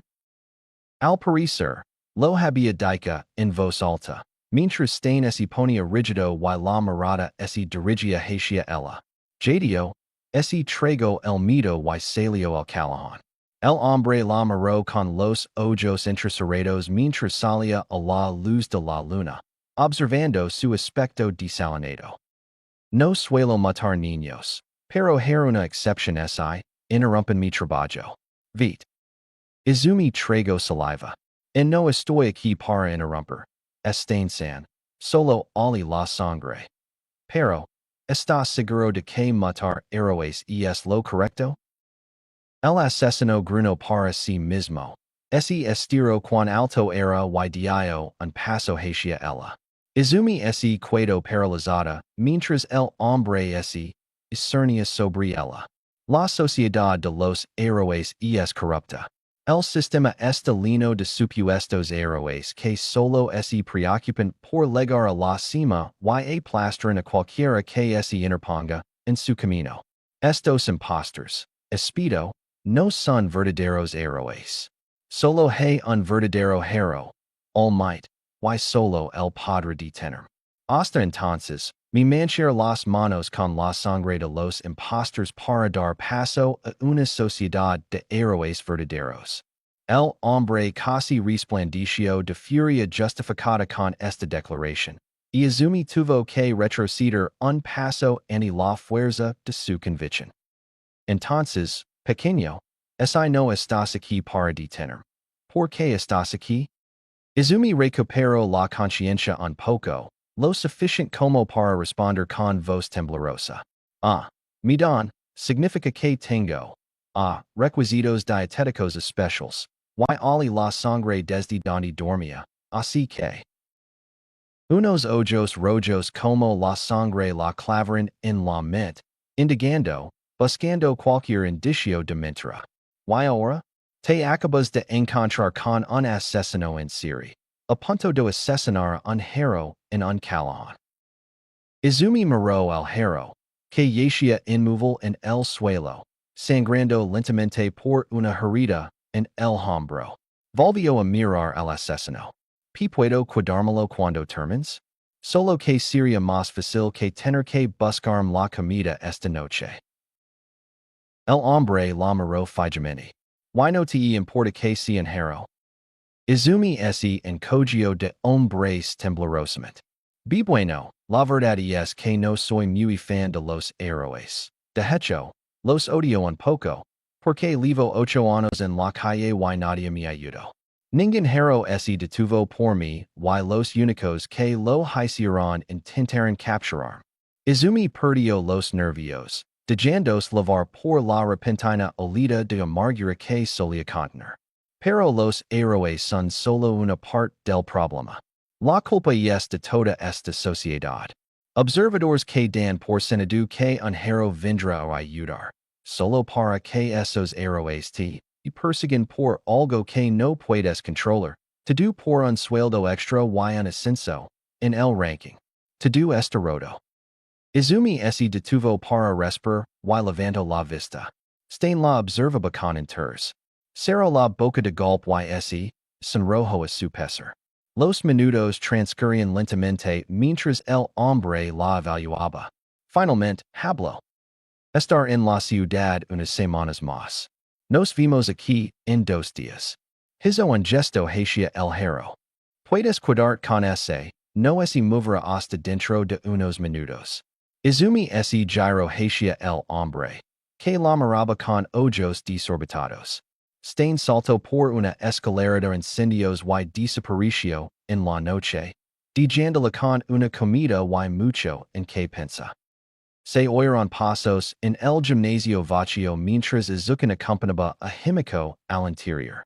Era un lugar anodino, poco más que una puerta en una pared en la zona mala de la ciudad. Desde luego, no era un lugar donde nadie esperaría encontrar a alguien tan escurridizo como el asesino de héroes.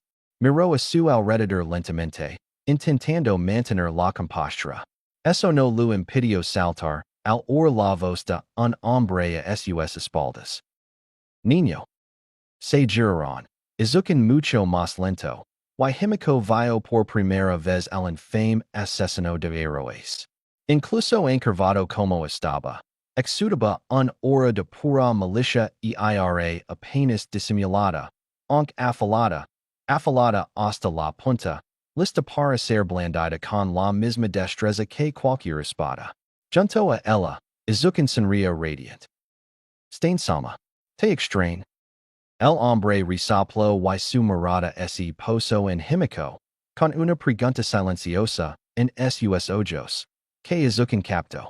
Este es Himikin, Himiko. Le gusta usar cuchillos y, bueno, lo he estado enseñando lo que puedo, pero tú eres mejor profesor que yo. Y probablemente el aprano será mejor, con los cuchillos que yo. Así que piensa entrarla contigo. Oh. Y tampoco le gustan los héroes. Quizás no tan abiertamente como tú y yo, Stain-sama, pero estoy seguro de que está dispuesta a mancharse las manos por el bien de la sociedad. What? El asesino en serie la evitó, impidiendo el desvertir. Aunque, ¿acaso no eran todos hacia estas alturas, poniendo una mano suave, casi paternal, en el hombro? Respira, Nina. Izuku respiró hondo y suspiró, ascendiendo a su mentor, quien se giró para mirar a Himiko con una expresión indecifrable. Mustrame lo que tienes. Izumi golpeó la lona con un granido, rodando en el último segundo mientras su mentor balanceaba el boquín hacia el espacio que ella acababa de ocupar. Vas muy lento, chico, gruñó. Acelera. Se puso de pie de un salto, esquivando por poco el golpe de la espada de madera. Al esquivarla, no es percado del pie de Stain Sensei que se lanzaba hacia adelante. Chocó con el suyo, arrastrándolo por los aires y tirándola de nuevo al suelo. Mantén la calma. Un ataque podría venir de cualquier parte. Lo remató con una patada a las costillas de Izumi, de la que la chica se apartó. Se puso de pie, saltando hacia atrás con otro golpe amplio. Stain Sensei se detuvo de repente, y Izumi parpadeó, confundida, hasta que bajó la vista y vio que se había pasado de la raya. Suspiró y se sentó en un banco, bebiendo a fondo de su botella de agua. Stain Sensei estaba a un lado, afilando un cuchillo. Stain Sensei, ¿cuándo podré aprender a usar un cuchillo?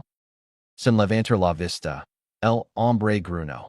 Primero aprendo a esquivar y a defender, luego puedes aprender a atacar. Miró la hora y guardó el cuchillo. Y es mi último trabajo esta noche, luego me voy. No sé cuándo volveré, pero practica esquivar hasta que pueda. Izumi asintió y Stain se dio la vuelta para irse. Sensei, ¿cómo empiezo esto? No siempre fue el asesino de héroes. Stain ese detuvo y deliberó lo sufficient como para que Izumi pensara que había cometido un error. Finalmente, se sentó con el rostro inexpresivo. Una vez fui un estudiante hero. El debut de All Might me inspiró a salir y marcar la diferencia. Quería salvar a la gente. Mis compañeros no tenían objetivos tan nobles. Solo querían dinero y fama. Y six la verdad de la sociedad de los héroes. Me fui después de mi primer año. Sus ojos carmesí perforaban el espero suelo de madera. Al principio, era un activista. Nadie me escuchaba. Luego, un justiciero. Una cierta lucha me hizo comprender que la única manera de lograr mi renacimiento de la heroicidad era erradicar a aquellos manchados por la corrupción del viejo sistema. Fue ese día que juré que me mancharía las manos con la sangre de los falsos héroes por el bien de la sociedad. Alguien tenía que hacerlo. Y ese alguien soy yo. Su mirada se posó en ella. Y tú. Izumi asintió con determinación y el hombre soltó una especie de carcajada antes de marcharse sin decir nada más. Izumi se quedó ali un rato, reflexionando sobre las palabras de Stain. Finalmente, se marchó con una declaración. Me manchar las manos, igual que Stain sensei. Desmantelar esta sociedad de falsos héroes y abrir el camino a los verdaderos héroes. No te decepcionar, Stain sama. El sonido del metal chocando lino la sala cuando el cuchillo de Izumi impactó contra el de su mentora. Himiken estaba a un lado, observando, mientras Izumi apretaba los dientes para contener el zumbido en su brazo. El rostro de Stain sama era una máscara de concentración absoluta, como siempre durante sus entrenamientos. Evitó hábilmente una patada en el costado y respondió con una propia, aunque este fue fácilmente desviada. Llevaban 20 minutos entrenando y, aunque el cansancio empezaba a invadir sus músculos, su mente tenía la misma energía de siempre. Era como si corriera solo por puro despecho. Izumi reflexionó sobre esto mientras retrocedía ante el puñetazo que Stain sama le lanzó a la cara. Volvió a acercarse, intentando encontrar una brecha en su defensa, pero su guardia era demasiado fuerte y pronto Izumi cayó al suelo. Suspiró derrotado y se puso de pie, mirando hacia donde Stain sama se encontraba a un lado. Bien trabajo. Aguantaste más de lo que pensaba. Se enderezó y brilló ante el pequeño elogio, y Himiken contuvo una risita.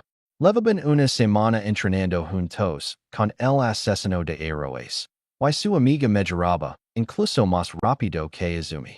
El ambiente estaba lleno de emoción, pues Stain sama había accedido, a regañadientes, a llevarlos para eliminar a su objetivo esa noche, un foco de atención poco conocido llamado Starburst.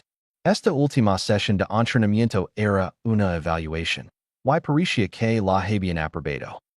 Mientras Izumi recuperaba el aliento y se calmaba, Himiken y Stain sama prepararon su equipo. Esto la llevó a recordar la primera vez que luchó junto al asesino de héroes. La noche era fría, y Izumi dejó escapar un suspiro tembloroso al sentarse junto a su mentora.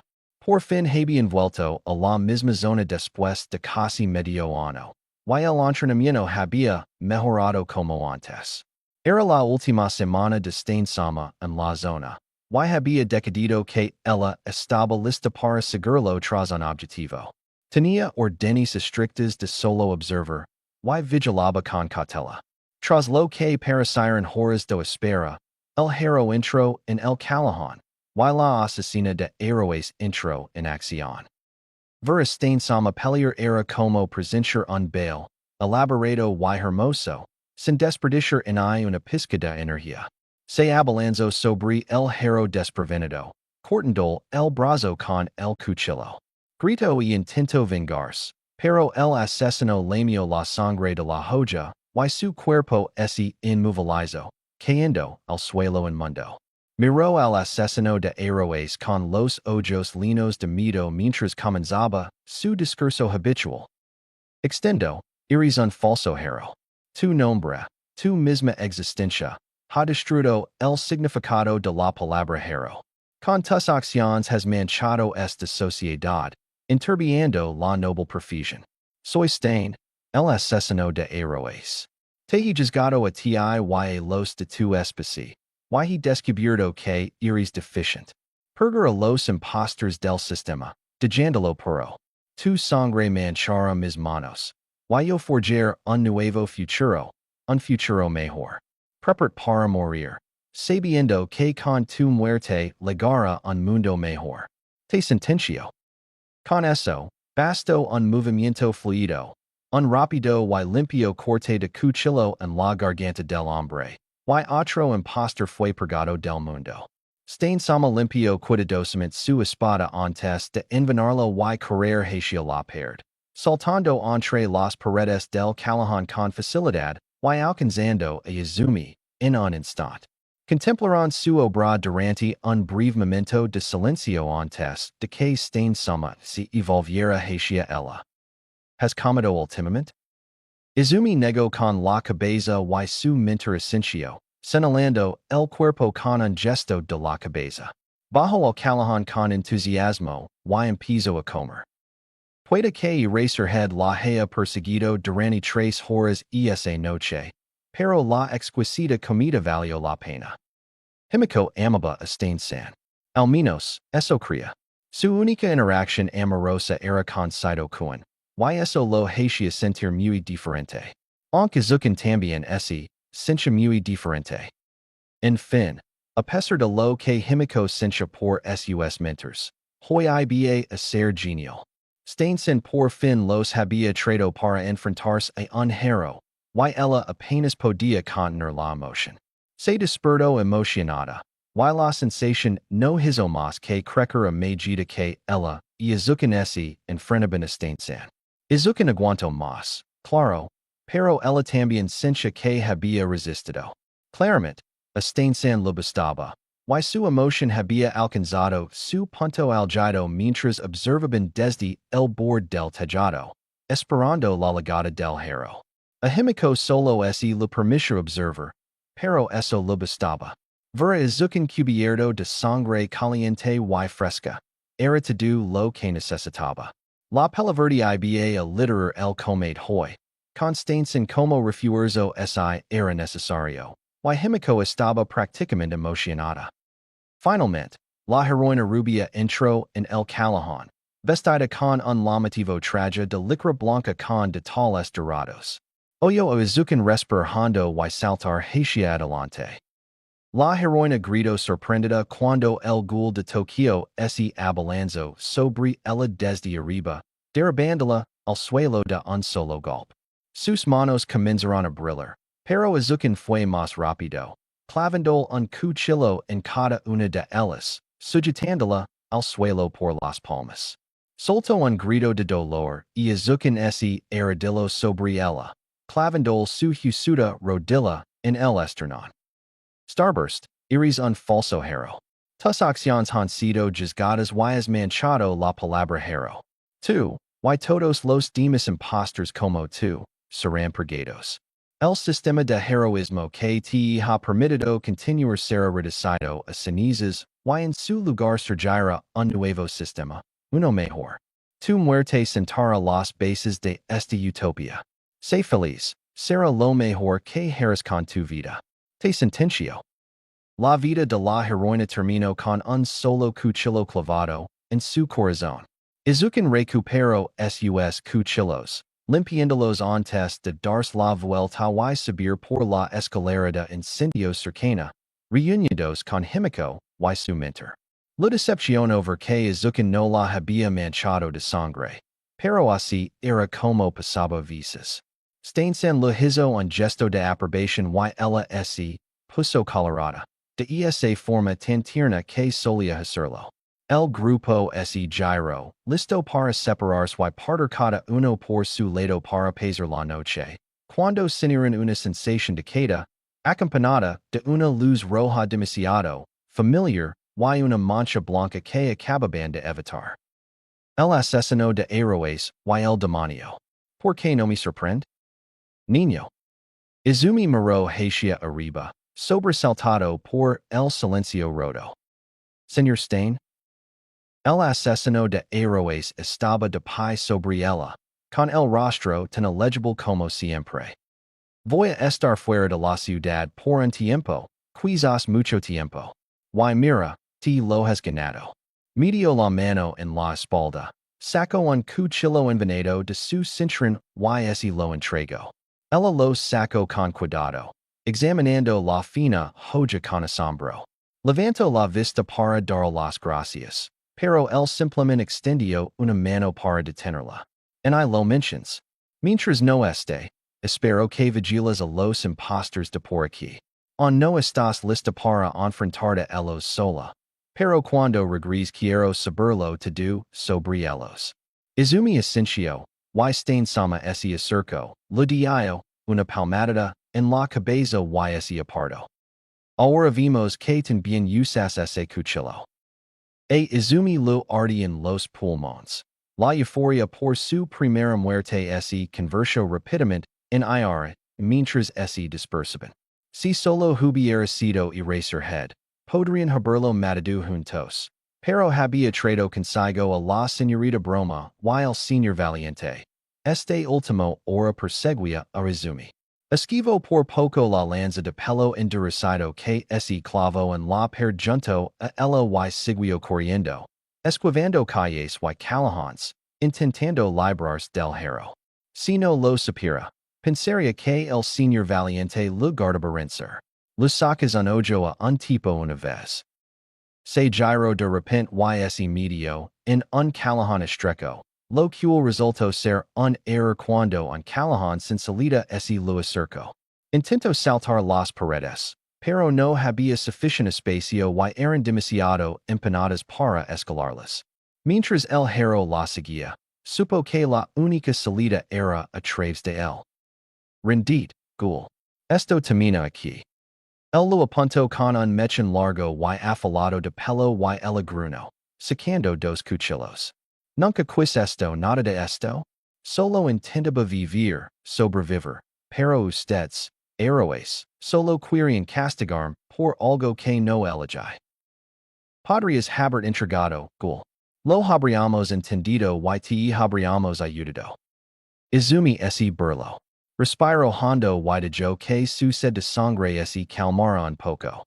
Era una técnica que Stain sama lo había enseñado y, aunque la suya no era en idolillos tan poderosa como la de él, fue suficiente para congelar al hero en su sitio. Los héroes solo se ayudan a sí mismos. Y es solo una gran lucha hasta la cima, sin importar a quién tengas que derrotar. Si no me hubieran enviado al Tartaro, me habrían usado como caridad para algún impostor. Solo un bolito fácil, al top 10 por encargarme de la chica cannibal. Bueno, yo digo que no. La sociedad de los héroes está demasiado deteriorada.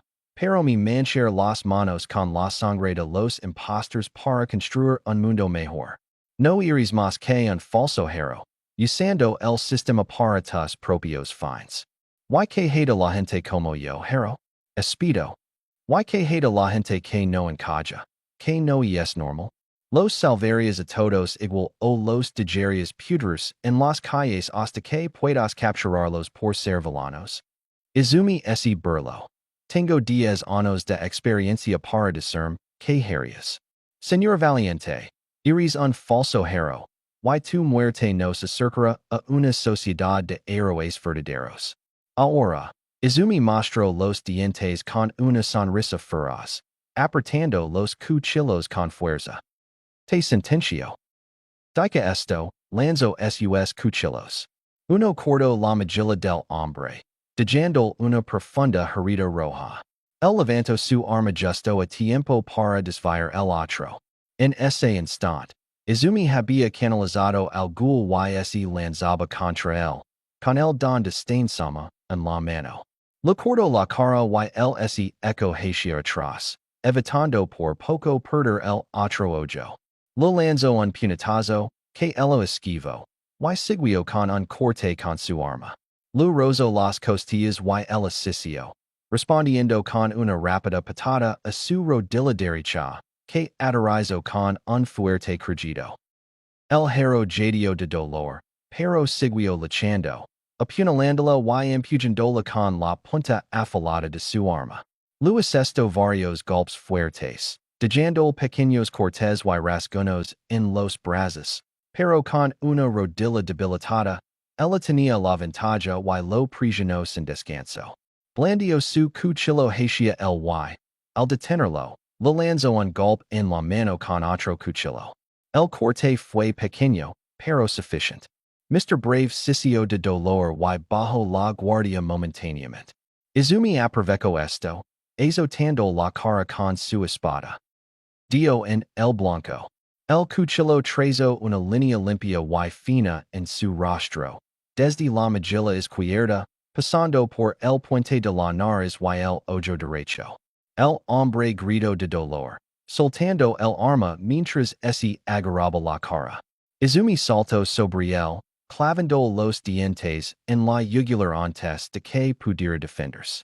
El hero se desplomó en el suelo, con la sangre brotando de la herida, creando un charco grande y oscuro debajo de él mientras Izumi se alimentaba del segundo hero que había matado. Esperaba que no fuera la última. Una vez más, Himiko legó a la guarida antes que Izuku, aunque esta vez tardó más porque la seguía la señorita Broma. Lo había costado mucho no reírse de algunos de sus chistes, pero el miedo a dejar a Izuku sola superaba cualquier sentido del humor que pudiera tener. No era la primera vez que un hero las perseguía, pero siempre era un fastidio cuando ocurría. Y Himiko no pudo evitar pasarse un lado a otro mientras pasaban las horas, intentando no preocuparse demasiado por Izuku. La chica de pelo verde finalmente llegó, bien entrada la mañana. Caminaba como si lavara zapatos de plomo. Era evidente que había estado en una dura peli y, lo más importante para Himiko, estaba cubierta de sangre. No era suya. Himiko podía olerlo, pero eso no importaba. Cuando Izuku se veía así, cubierta de sangre ayana, con la cabeza banada por el sol de la mañana, parecía un ángel, enviado del cielo para sembrar el caos en la tierra. Era el ángel de Himiko, y sentía que, tal vez, sabía lo que era el amor. Por primera vez en mucho tiempo, Himiko y Izumi durmieron plácidamente, sin interrupciones de sueños en héroes. Descubrieron que les gustaba mucho. La partida de Stain Sama fue discreta. Lo entregó a Himiko un cuchillo, que ella aceptó con gusto, y partió rápidamente hacia la siguiente ciudad para recibir la justicia del asesino de héroes. El día siguiente fue un día tranquilo para las chicas, relajándose tras un mes de duro entrenamiento. Izumi estaba recostada en su pequeño montón de mantas cuando oyó a Himiko hablar, inusualmente calado y reservado. Hoy, Izuku. Izumi terrario en señal de reconocimiento y pudo or la vacilación de su amiga en el silencio antes de preguntar. ¿Qué? ¿Crees que es el amor? Parpadeó mirando al cielo. ¿Qué es el amor? Solo recordaba haber amado a sus padres. Y no parecía ser eso a lo que Himiko se refería. Además, era menos un recuerdo y más un sentimiento. Le dio vueltas en la cabeza, intentando relacionarlo con lo poco que recordaba de aquellos días, así como con lo que había leído en los libros. Tras minutos de silencio, formuló su respuesta. Creo que es como, cuando amas a alguien, harías cualquier cosa por él. Quieres estar mucho tiempo con esa persona, y siempre quieres protegerlo y cuidarla. Y no ves un futuro sin ella. Por alguna razón. Eso en particular hizo que su corazón se acelerara y un rubor intenso se extendiera por sus mejillas. El silencio se prolongó. Una energía indescriptible flotaba en el aire entre ellos que ninguno quería romper. Pero finalmente, Himiko lo hizo. Izuken, Izumi, Creo kte amo. Eso capto la atención de Izumi. To do lo que acabas de decir. Es to do lo que siento. Es to do lo que quiero. Quiero protegerut. Quiero estar contigo cuando luches contra los falsos héroes. Y cuando sales a tu amigo. Y cuando derrotas a la sociedad de héroes. Con cualquier otra persona quiero verlos sangrar.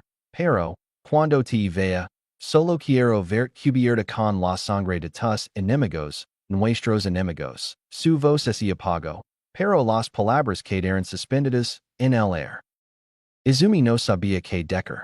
No sabía realmente que era el amor. Pero los últimos 2 años habían sido increíbles. Constain-sama, Jiren sensei y, sobre todo, Himiken. Reflexiono sobre sus palabras, sobre lo que pensaba del amor. Y pienso en Himiko. Dulce, entusiasta, confiable, hermosa. Izumi se aclaró la garganta. Himiko, yo, desde que nos conocemos, mi vida ha sido mucho mejor. No sé qué habría hecho sin ti. Es decir, has hecho tanto por mí que ni siquiera podría empezar a pagar. Pero, puedo empezar permitiendo protegerut. Convertir a tus enemigos en míos y decir que sí. Himiko yo? ¿Quieres salir conmigo? ¿Quieres salir conmigo? Ambas saltaron una exclamación a la vez, deteniendo sorprendidas antes de reír, fuerte, clara y despreocupada. Izumi rodó de lado para mirar a Himiko, sus aguas verdosas se fundieron con las doradas. Las dos chicas se acercaron, apretándose, sus cuerpos se apretaron mientras se besaban suavemente por primera vez. Se separaron lentamente, ambas sonrojadas, y Izumi rió nerviosamente. Lo tomaré como un sí. El detective Tsukachi Neo Mesa suspiró profundamente, exhausto. Entre los casos del asesino de héroes y el demonio de Tokio, dormía muy poco. Así que cuando Aizawa Shoyuta, cabeza borradora, lo llamó a las 4 de la mañana, despertándolo del sueño más profundo que había tenido en semanas, no se enorgulleció de decir que consideró seriamente asesinar. Aun así, respondió a la llamada. ¿Qué pasa, border? La voz áspera del otro hombre llegó por la línea, ligeramente quebrada. El señor Valiente, la SRA broma y yo nos encontramos con el Ghoul y el asesino de héroes juntos esta noche, junto con otra persona no identificada. Eso despertó a Neo Mesa rápidamente. Y comenzó a vestirse mientras escuchaba el resumen de la situación de Eraserhead. Habían matado a un hero profesional que no reconoce cuando llegamos.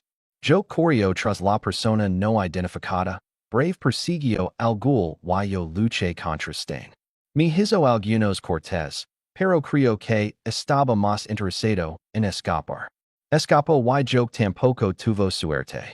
El hombre dudó un momento, y Neo Mesa se lo encogió, el estómago. Brave. Creo que acorraló al Ghoul. Ella se defendió y encontramos sus restos. Están en un estado similar al de los otros ataques Ghoul confirmados. Neo Mesa maldijo. Fuerte y violentamente. Durante varios minutos. Finalmente, se tranquilizó. Parent más cercano. Eraserhead gruñó, y el sonido de papel crujiendo llegó por la línea. Soltero, sin hijos. Mis padres murieron hace tiempo. Tengo un hermano, pero nada más. Suspiro. Lo contactar cuando llega la comisaria. Por ahora, solo. Descansa un poco, Eraser. Lo necesitas y puedes declarar más tarde. Creo que tendré que estar más despierto. Y Aizawa.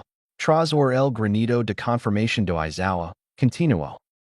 Vamos a atrapar a esos monstruos. Capítulo 6. Nuevas perspectivas.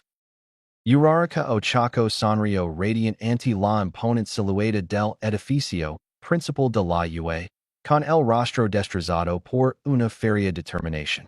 Había venido desde Yokkaichi solo para presentar este examen, y no pensaba pronto. Después de todo, Lo había costado mucho convencer a sus padres de que la dejaran solicitar el ingreso a la UE.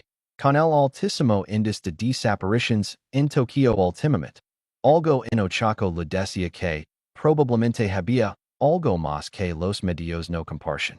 Pero finalmente logró convencerlos con promesas de no salir nunca de noche y de permanecer siempre en las calles principales. Ahora que estaba en el corazón de mi Zudafu, iba a asegurarse de cuidarse, convertirse en una heroína y asegurarse de que sus padres pudieran vivir cómodamente. Ochako entró en UA y dio un paso más hacia su futuro. La mañana de los exámenes de admisión a la UA, Bakugu Katsuki se despertó de mal humor. Su ladrido habitual, aunque apagado desde su infancia, había sido reemplazado por una nube casi tangible que flotaba sobre su cabeza. Sus padres, por supuesto, se compadecieron. Habían perdido tanto como él. Su madre incluso lo llamaba por su nombre, en lugar de su preferido mocoso. En ni siquiera se atrevía a gritarlo.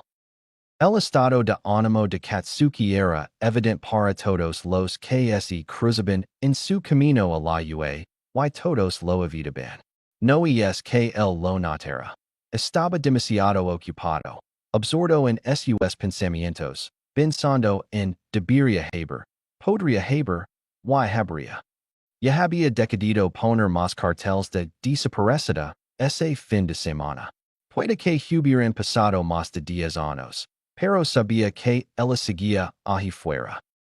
Cuando Katsuki puso un pie por primera vez en UA, solo un pensamiento cruzó por su mente.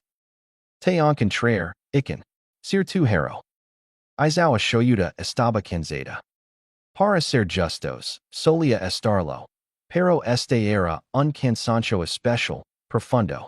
El tipo de cansancio que solo se siente después de pasar los últimos años persiguiendo a dos de los asesinos en serie más prolíficos de la historia japonesa, sin apenas pistas sobre sus identidades y con múltiples encuentros donde se lo escaparon de las manos. Ahora, 19 héroes profesionales habían muerto y otros 24 estaban heridos sin posibilidad de recuperación. Eso sin contar la cantidad de civiles que se confirmó que el Ghoul había matado. En hay los muchos más que se sospechaba que había matado. Y encima, Shoyuta se preparaba para entrenar a 20 mocosos estudiantes de hero. La mayoría de los cuales probablemente ni siquiera superarían su prueba de evaluación de don. Así que sí, Shoyuta estaba estresado y cansado. Recordó la última reunión del grupo de trabajo, convocada justo antes de que Shoyuta, la señorita Joke y otros profesores héroes se pusieran mucho más ocupados con el comienzo del caso escolar. La intención era revisar la información y elaborar un plan de acción. Claro que apenas tenía nada, incluso con la fusión de los grupos de trabajo asesino de héroes y Ghoul. Stain era un hombre adulto, de entre veintitantos y 30 y pocos años, de cabello oscuro y muy hábil con las espadas. El Ghoul de Tokio era una adolescente de cabello oscuro con cierta inclinación al canibalismo. Quizás un don? El Ghoul también había, en algún momento de los últimos años, encontrado a un cómplice de edad similar y cabello claro. No se encontraron otros datos que los identificaran. Siempre se les encontraba en callejones oscuros en plena noche, y nunca había suficient edad en la escena del crimen para ser útil. Para Shoyuta, el grupo de trabajo no era más que esperar senado a que muriera un más gente. Fueron la Ghoul y su cómplice quienes cruzaron por sus pensamientos mientras se preparaba para el examen de ingreso. Después de todo, ninguno de los dos tenía más de 18 años, y probablemente eran más jóvenes. ¿Podrían haber sido sus alumnos en otro mundo? Negó con la cabeza. Era ilógico pensar en criminals así. Habían tomado su decisión y ahora debían afrontar las consecuencias de sus actos. Preferiblemente antes de que alguien más muera. Ochaco respiro hondo y suspiro al sentarse en el auditorio. Sabía que el examen escrito de la ua seria difícil. Lo esperaba, pero saberlo no lo impidió arrancarse los pelos con algunas preguntas. No estaba tan preocupada. Sus notas eran promedio y había estudiado mucho, pero esa ciencia agitada mentalmente y estaba a punto de presentar el misterioso examen práctico de hero de la ua. Miró a su alrededor, con cada asiento ocupado por un aspirante a hero. Había un zumbido eléctrico en el air, emoción, nerviosismo, anticipación, y el fuerte murmullo de miles de estudiantes hablando entre ellos lo resultaba extrañamente relajante, acostumbrada al bullicio de la ciudad. Ochaco respiró hondo por última vez y se concentró en el escenario delantero. La sesión informativa para el examen comenzaría en cualquier momento. Efectivamente, en cuanto el reloj dio la hora, las luces sobre el escenario se apagaron, interrumpiendo toda conversación y haciendo que todos los ojos de la sala se fijaran firmemente en el frente. El silencio estaba cargado de anticipación, y Ochaco estaba segura de que sería capaz de ahorcar un alfiler, incluso en esa habitación cavernosa. Tras unos instants que parecieron horas, ese incendio un foco, apuntando hacia las bambalinas. Contuvo la respiración mientras un pie entraba en la luz. Luego el otro, y el pro hero present Mike subió al escenario con paso tranquilo. Subió al podio, levantó la cabeza hacia el techo y gritó con fuerza. Bienvenidos al concierto de hoy. Digan todos, hola. Se levo una mano a la oreja. El auditorio estaba en completo silencio, y present Mike se rio nerviosamente, viendo la voz a un tono más normal mientras hablaba por los micrófonos. Genial, mis oyentes. Solo estoy aquí para presentaros las reglas del examen práctico. Volvió a gritar. ¿Están listos? Más silencio, y Ochaco se frotó la nuca nerviosa. Era evidente que todos estaban tan absortos en sus propios nervios como ella. Sin embargo, el profesional pareció tomárselo con calma, y continuó sin dudarlo. Bien, así será su examen, mis oyentes. Participarán en simulacros de batallas urbanas de 10 minutos. Pueden traer lo que quieran. Después de esta sesión informativa, cada uno se dirigirá a su lugar asignado. Ochaco miró su tarjeta de examinado, sitio de batalla B. Tomó nota mental y se concentró nuevamente en present Mike, quien acababa de comenzar a explicar el examen con mayor detalle. Cada sitio está lleno de tres tipos de villanos falsos. Se otorgan puntos al derrotarlos según su respectivo nivel de dificultad.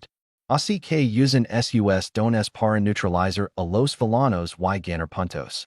Ese es el objetivo, oyentes. Claro que intentar atacar a otros examinados es motivo de descalificación inmediata, así que asegúrense de concentrarse en esos villanos. Ochaco asintió para sí misma. No estaba segura de quiénes eran los falsos villanos, pero estaba bastante segura de que podría encontrar la manera de usar su don contra ellos. Sus pensamientos fueron interrumpidos por el sonido de alguien que se levantaba un poco detrás de ella. Se giró un poco y vio a un chico alto con gafas de pie, rígido, agarrando la hoja de información del examen como, si fuera un salvavidas. Disculpe, ¿puedo hacerle una pregunta? El hero profesional parpadeó sorprendido, antes de recomponer su sonrisa. Adelante, pequeño oyente. El chico asintió y extendió su sabana, como si intentara ahuyentar a un vampiro con una biblia. Ese pensamiento hizo que Ochaco riera por dentro, y casi se pierde cuando el chico empezó a hablar. Parece que hay al menos 4 variedades de villanos falsos en el folleto que nos entregaron. ¿Será un error? De ser así, es muy poco profesional y impropio de la mejor academia de héroes de Japón. Todos estamos aquí hoy para convertirnos en héroes modelo. Y semejante desquito es impensable. Present Mike Pericia aturdido por la arométida verbal del chico, y rio nerviosamente, con las manos extendidas en señal de paz. Bien. Bien halazgo, examinado 7111. Pero el cuarto tipo de villano falso no te de puntos. Así que es más bien un obstáculo, ¿entiendes? Solo hay uno en cada sitio, pero ese descontrola, en come cuerpo a cuerpo. El chico Asensio, hizo una profunda reverencia y ese sento, mientras Ochaco reflexionaba sobre esta nueva información. Probablemente era mejor evitar el obstáculo lo más posible y concentrarse en derrotar a los verdaderos villanos. El hero tozio y intentó retomar el rumbo de su presentación. Bueno, oyenes, eso es todo por mi parte. Hagan lo mejor que pueden y recuerden siempre el lema de la UE. Echo el cuello hacia atrás y grito a la sala. Plus ultra. Nadia lo aplaudió, y demasiado ocupados corriendo a sus vestuarios asignados para ponerse algo más adecuado para pelear. La propia Ochaco no fue la excepción, apresurándose a cambiarse. Ya había legado muy lejos y estaba decidida a no rendirse sin luchar. Esta iba a ser su academia de héroes. Katsuki guardó silencio mientras la lanzadera avanzaba ruidosamente hacia el campo de batalla de. Para cualquier observador externo, simplemente estaba concentrado en el examen que se avecinaba, intentando recuperar la compostura. Quizás lo estaba, un poco, pero estaba mucho más concentrado en la tormenta de culpa, arrepentimiento y vergüenza que lo azotaba. No merecía presentarse al examen hoy. No estaba bien, no sin su compañera. Pero ella había desaparecido hacia años, probablemente secuestrada. Necesitaba un hero. Él se convertiría en su hero, costera lo que costera, y se aseguraría de que nadie más saliera herido como ella. Lo hago por ti, iken. Te salvar. Lo permito. Repitió su promesa mentalmente una y otra vez mientras descendían de la lanzadera. Se aseguró de conseguir una buena posición al frente de la multitud, justo antes de las grandes puertas que los separaban del campo de batalla. Hizo algunos estiramientos de último minuto y ese masajeó las muñecas. Iban a sufrir mucho hoy, pero el dolor valdría la pena. Respiro hondo, ese tenso, bloqueando cualquier distracción, mirando al frente mientras esperaba la señal. Que lego en la forma de un hero profesional rubio y ruidoso, de pie sobre el edificio principal de la UE, y gritando. Comiencen. Katsuki no necesito que ese lo dijeran dos veces. Corrió por la puerta abierta. Ese aseguró de que no hubiera nadie detrás de él, y echo las manos hacia atrás, disparando explosions desde las palmas. Desde su posición privilegiada en el cielo, divisó a un grupo de robots, presumiblemente los falsos villanos, saliendo de un callejón. Parecen ser los más pequeños, los de una sola punta, y de yo caer del cielo para disparar una explosión a cada una de sus cabezas. La fuerza de la conmoción derrumbó fácilmente el metal, y Katsuki volvió a cercar los cielos. Esta fue su estrategia general durante el resto del examen. Caía del cielo, hacia una explosión y abandonaba la zona. De vez en cuando veía a otro examinado, no a los extras, cacan, en apuros, así que se lanzaba a ayudarlo. Eso lo ralentizaba, por supuesto, pero seguía acabando con los villanos robots. Era alrededor del octavo minuto del examen. Y Katsuki acababa de ayudar a una chica de piel rosada a anodar un triple cuando la tierra tembló. Estaba bastante seguro de que no se suponía que hubiera un terremoto ese día. Así que decidió seguir sumando puntos cuando una gran explosión, que no provino, de el rezono por la arena, y una sombra oscura se abalanzó sobre todo el campo de batalla. Levantó la vista. Y arriba. Elevandos incluso por encima de los edificios más altos de la arena, estaba lo que Katsuki supuso que sería el punto cero. Entendía por qué present Mike había dicho que era más un obstáculo que un enemigo. Como persona razonable y racional que no quería luchar contra el gigantesco automata y no vea a nadie en peligro por ello, Katsuki hizo lo inteligente y corrió hacia el otro lado. Aprovecho los 2 minutos restantes para sumar un par de puntos más. Antes de que present Mike anunciara el final desde su posición. A su alrededor, los demás examinados suspiraron, y fuera de alivio o decepción. El mismo no había estado lavando la cuenta de sus puntos, pero since que lo había hecho bien. Pero fue suficiente para salvarla? Shoyuta suspiró al terminar los exámenes. No formaba parte del comité de calificación, ninguno de los profesores de heroísmo de primer año lo era. Así que su parte estaba prácticamente hecha. Se recostó en su silla y pensó en un par de examinandos que había notado. El chico de la explosión y la chica de la gravedad. El chico era fuerte. Tenía buen control de sus peculiaridades y estaba concentrado, pero Shoyuta estaba seguro de que sería capaz de encontrar las gritas en una base ciertamente sólida. La chica, por otro lado, aunque sí, salvar a otros examinandos era el objetivo principal del examen. Correr hacia el punto cero y llevar su don al límite hasta el punto de estar desmayada en la oficina de la chica de la recuperación.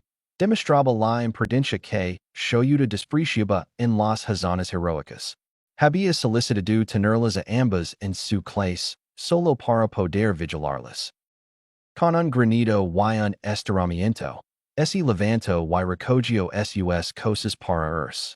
Nedzu estaba hablando con all might, así que asintió a su jefe, quien le devolvió la sonrisa. Aunque la quimera lo encantaba hacer perder el tiempo a Shoyuta, era mucho más tocano con el suyo, y ambos sabían que una reunión de personal tan pronto después del examen sería ilógica. Así que Shoyuta se fue. Listo para pasar una agradable y relajante tarde en casa con sus gatos.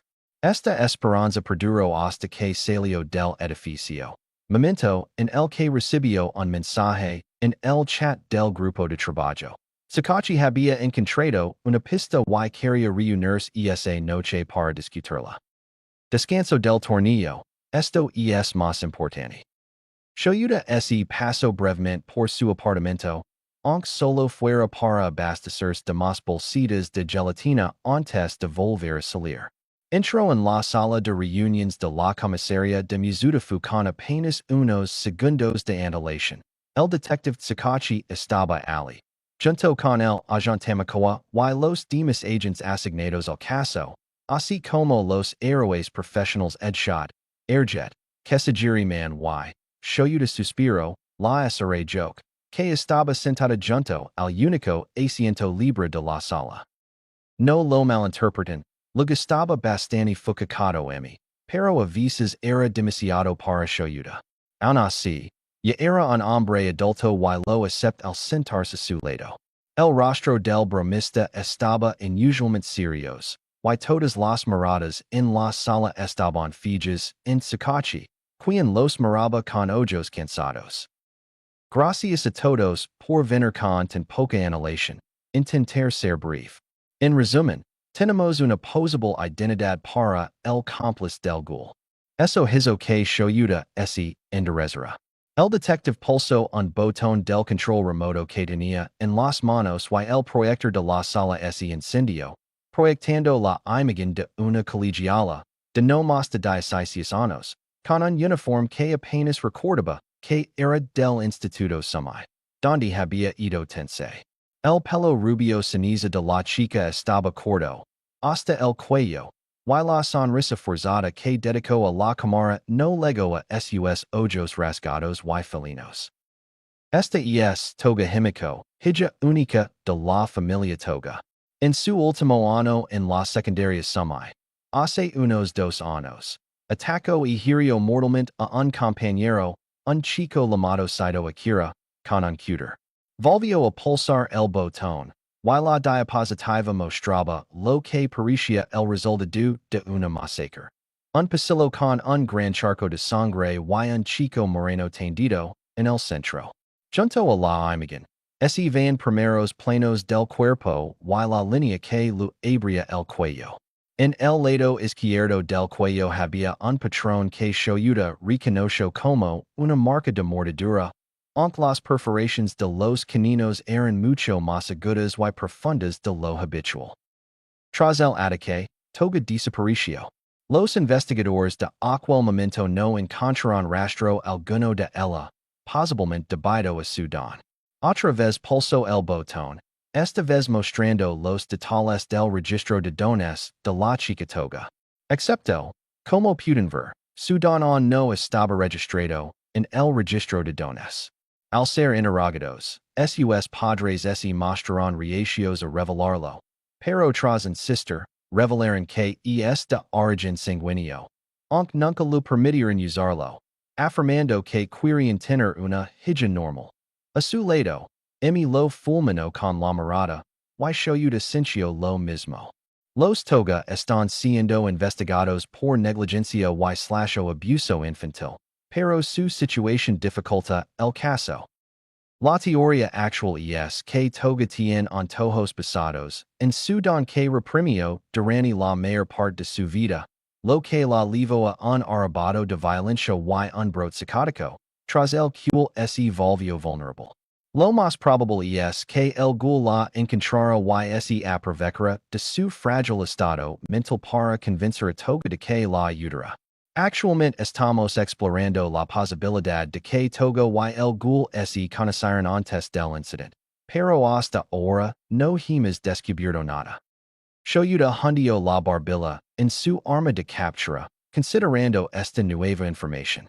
Una chica vulnerable con un trastorno mental sería presa fácil para un asesino en serie veterano como el Ghoul, especialmente tratándose de alguien de edad y género similares que podría tranquilizar a Toga, pero, ¿por qué el Ghoul necesitaría un cómplice?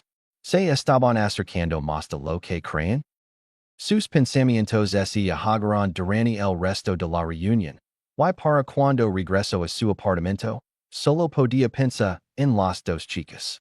Ambas asesinas, sin duda, pero una víctima de la violencia social, y la otra una psicópata despiadada que solo quería masacrar, matar y comer. ¿Y dónde encajaba Stain en todo esto? Shoyuda no durmió bien esa noche. Tenía la cabeza llena de imágenes de cadáveres, carne y sangre. Capítulo 7. La línea de partida. Hola tío.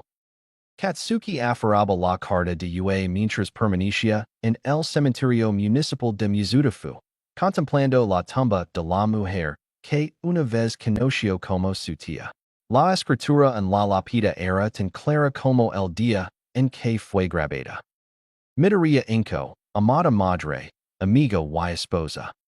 Dos parcelas a la derecha se encontraba el tío Hisashi, un hombre que Katsuki no recordaba bien, pero las historias que lo contaban lo compensaban con crex. Un hombre alegre, imponente, que disfrutaba haciendo bailar las llamas de su don. Había muerto en un ataque de villanos, aproximadamente un año antes que la tía. Y entre las dos tumbas se alzaba una tercera lápida, más pequeña que las demás. Midoriya Izumi. Se fue, pero nunca lo olvidaremos. Iken. Katsuki suspiró. Había protestado contra la idea de que sus padres lo enterraran, sabiendo en el fondo que seguía viva, donde quiera que estuviera. Después de todo, nunca habían encontrado un cuerpo. Pero por mucho que gritara que la encontraría, sus padres querían seguir adelante, dar sepultura. Katsuki no la haría eso. Salvaría a Iken y la traería viva a casa.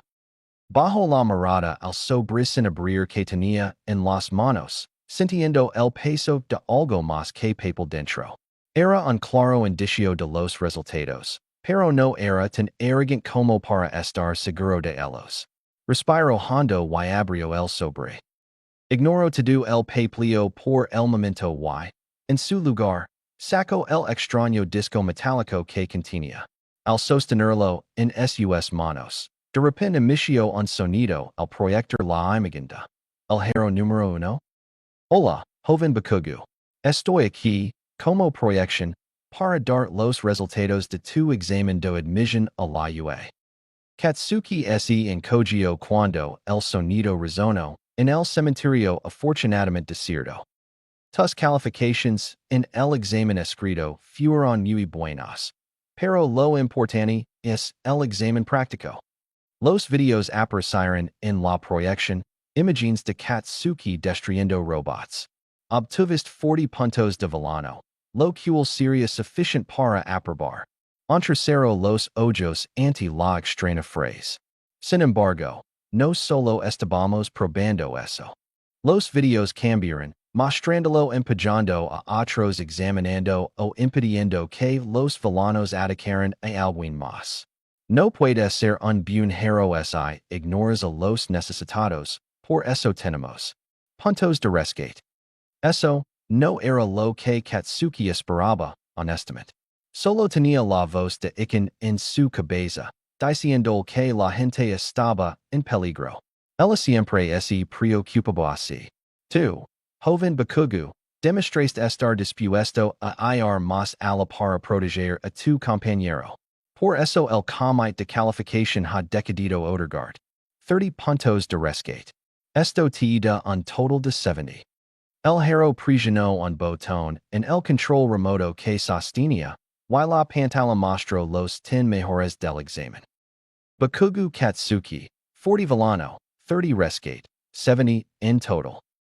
Uraraka Ochako, 24 Villano, 45 rescate, 69 totals.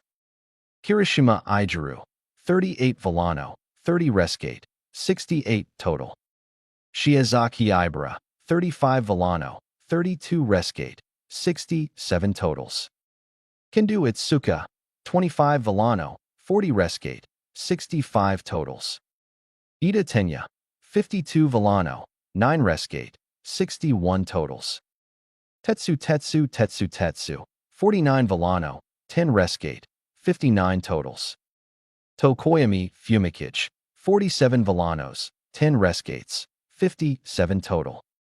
Aways Yosetsu, 50 Villano, 6 rescate, 56 totals. Shishida Garuda, 52 Villano, 3 rescate, 55 totals. Felicidades, joven Bakugu, has aprobado el examen con honores. Bienvenido a la UE. Bienvenido a tu Academia de Héroes. El hombre sonrió y levantó el pulgar mientras el proyector se apagaba, dejando a Katsuki en un cementerio silencioso una vez más. Apretó los papeles con fuerza, mirando al suelo antes de observar las tres tumbas frente a él. Tío, encontrara Iken, lo permito. Miró al cielo despejado y solido. Donde quiera que esté, la salvar. LMES entre la llegada de su carta de aceptación y su primer día en la UE fue bastante agitado para Katsuki y su familia. Tuvieron que llenar varios formularios, entre ellos el del traje de hero de Katsuki. No fue tan difícil. Por supuesto, el Iken los habían ido hacia años, aunque él había hecho ajustes al destino desde entonces. Aún así, había mucho trabajo, y parecía que el papeleo y las pruebas del uniforme no acabarían nunca. Pero lo hicieron, y Katsuki pronto se encontró entrando a la clase 1A de la preparatoria UE, 20 minutos antes de que comenzara la jornada escolar. Solo había otra persona, el chico de las gafas que había interrumpido a present Mike en el examen de admisión. Se levantó de su asiento y se acercó a Katsuki con rigidez. Hola, soy Ida Tenya, y es un placer conocerte. Espero que nos levimos bien durante nuestra estancia en la UE. Katsuki gruñó y asintió. Bakugu Katsuki, respondió, antes de revisar el plano de asientos en la pizarra y desplomarse en el asiento 17. Gafas, Ida Kuen Kaken. Parecía un poco desconcertado, pero rápidamente controló su expresión y regresó a su asiento. Los dos permanecerin en silencio mientras los minutos pasaban y la clase se lentamente. Unos dos minutos antes de que comenzara la clase, la chica de pelo rosa a la que había ayudado en el examen intro por la puerta de golpe, con un chico pelo rojo a cuestas. Ella examinó la sala y se alegró visiblemente al verlo. Mierda. Marchando hacia él, la chica sonrió radiant. Hoy chico explosivo. Eres el chico que me ayudó en el examen. Gracias por eso. Soy Ashido Mina. Puedes llamar Mina. No me importa. Y señaló al chico que había arrastrado con ella. Es Kirishima Ijiru. Rojo. Kirishima Kun. Los sonrió, mostrando sus afilados dientes. Los dos sonrisas radiantes frente a él no pudieron evitar recordar el pelo verde. Las pecas salpicando las mejillas. Los días pasados llegando a ser héroes bajo el sol. Katsuki sacudió la cabeza para apartar esos pensamientos, dándoles a ambos el mismo granido breve, y el mismo asentimiento brusco que lo dirigió a gafas. Bakugo Katsu dash. Si vas a perder el tiempo socializando, mejor vete. Lo interrumpió una voz áspera y aguda que venía de la puerta. Y Pinky, Mina-san. Y red se giraron lentamente hacia ella. De pie en la puerta, desabrochando un saco de dormir amarillo y sorbiendo algo de una bolsa, estaba el hombre más desalinado que Katsuki había visto en su vida. Su mano negro estaba erigado y con volantes, y una bufanda gris le colgaba del cuello. Tenía el pelo negro, largo y desalinado, y los ojos inyectados en sangre, con profundas ojeras. Parecía que no había dormido en años. El hombre caminó al frente de la clase. Tardaron 8 segundos en calmarse. Eso es inaceptable. Soy Aizawa Shoyuta, su tutor. Hobo-sensei, no pueden llamar a Aizawa-sensei así. Saco un montón de paquetes de debajo del escritorio. Aquí están sus uniformes de gimnasia. Pónganselos y nos vemos afuera en 10 minutos. Si llegan tarde, están expulsados. Soltó un último granido y se fue, dejando atrás a la clase atonida. Nadia se movió en un segundo, y Katsuki resopló antes de levantarse y tomar su uniforme del montón de la entrada. Como Nadia se movía, se giró hacia el resto de la clase. Arqueó una ceja y les gruñó y bien. Eso los hizo moverse, y salió de allí antes de que lo pisotearan. A los 10 minutos, los 20 se habían reunido en uno de los muchos campos de entrenamiento de la UE, frente a su maestro. Los últimos rezagados acababan de llegar, y Hobo-sensei los miró con indiferencia. Exigió puntualidad. Cada segundo que no estés en el campo es otro segundo, en el que la situación podría empeorar. No dejes que otros mueran por no haber podido llegar a tiempo. Pinky y un chico rubio tragaron saliva y se enderezaron un poco, y Hobo-sensei volvió su atención al resto de la clase. Hoy te someterás a unas pruebas de detección de dones para que pueda evaluar con precisión tu potencial heroico. Antes de que preguntes, si te perderás la ceremonia de entrada. Eventos sin sentido como SAT hacen perder un tiempo precioso. Estas pruebas serán como tus exámenes de aptitud física de secundaria, pero podrás usar tus dones. Se concentró en Katsuki. Bakugo, quedas primero en el examen de entrada. ¿Hasta donde podías lanzar una pelota en secundaria? Tenía que pensarlo. No lavaba la cuenta de esas cosas, por insignificants que fueran, pero tenía una idea aproximada. Unos 70 metros. El maestro asintió y le lanzó una pelota de béisbol, señalando un círculo dibujado en el césped. Entra en el círculo y lanza esto. Puedes hacer lo que quieras, siempre y cuando te quedes en el círculo. Hazlo lo mejor que puedas. Katsuki sostuvo la pelota y entró en el círculo. La lanzó un par de veces para acostumbrarse al peso, antes de adoptar la postura de lanzamiento. Eco la mano hacia atrás y la lanzo hacia adelante, provocando una gran explosión justo antes de que lo abandonara. Volo a lo lejos, y pudo oír las exclamaciones de asombro de sus compañeros, incluso por encima del resonant boom, que resonó por todo el campus. Hobo sensei miró algo en sus manos y asenció. Esto, giro el dispositivo, mostrando 705.2 m en la pantalla. Es lo que significa ser plus ultra. La clase parecía animada, parlando con entusiasmo. Katsuki regresó a su puesto justo cuando alguien comentó lo divertido que sería. Al instante, la actitud del profesor cambió por completo, pasando de parecer distante y indiferente a fulminar con la mirada a la clase. Diversion? ¿Crees que el trabajo de hero es solo diversión y juegos? El parlodio cesó al instante, pero el hombre continuó. Desastres naturales, villanos descontrolados, gente que depende de ti para salvarla. ¿Crees que eso es divertido? Nadie intentó hablar. Las palabras así lo atragaron. Muy bien. El último en la evaluación será considerado sin potencial y expulsado. Alguien intentó protestar, pero lo interrumpió con una mirada fulminante. Katsuki no estaba demasiado preocupado. El iiqueño habían descubierto innumerables aplicaciones de su don hacia años, pero sabía que no debía confiarse. Así que hizo lo mejor que pudo en cada prueba que le pusieron. Disparó explosions hacia atrás para ganar velocidad en los 50 metros lisos, los uso para volar sobre el arnero, en el salto de longitud y realizó explosions más pequeñas para ayudarlo con los pasos laterales. No podía usar su don precisamente para la prueba de fuerza de agar, pero de todos modos era fuerte por naturaleza. Sus abdominals también salieron bien. Después de todo, tenía un torso fuerte. Tuvo un rendimiento promedio en la carrera de larga distancia, y su resistencia no era nada comparada con la de algunos de sus compañeros. No lo hizo tan bien en el toque de dos senadu.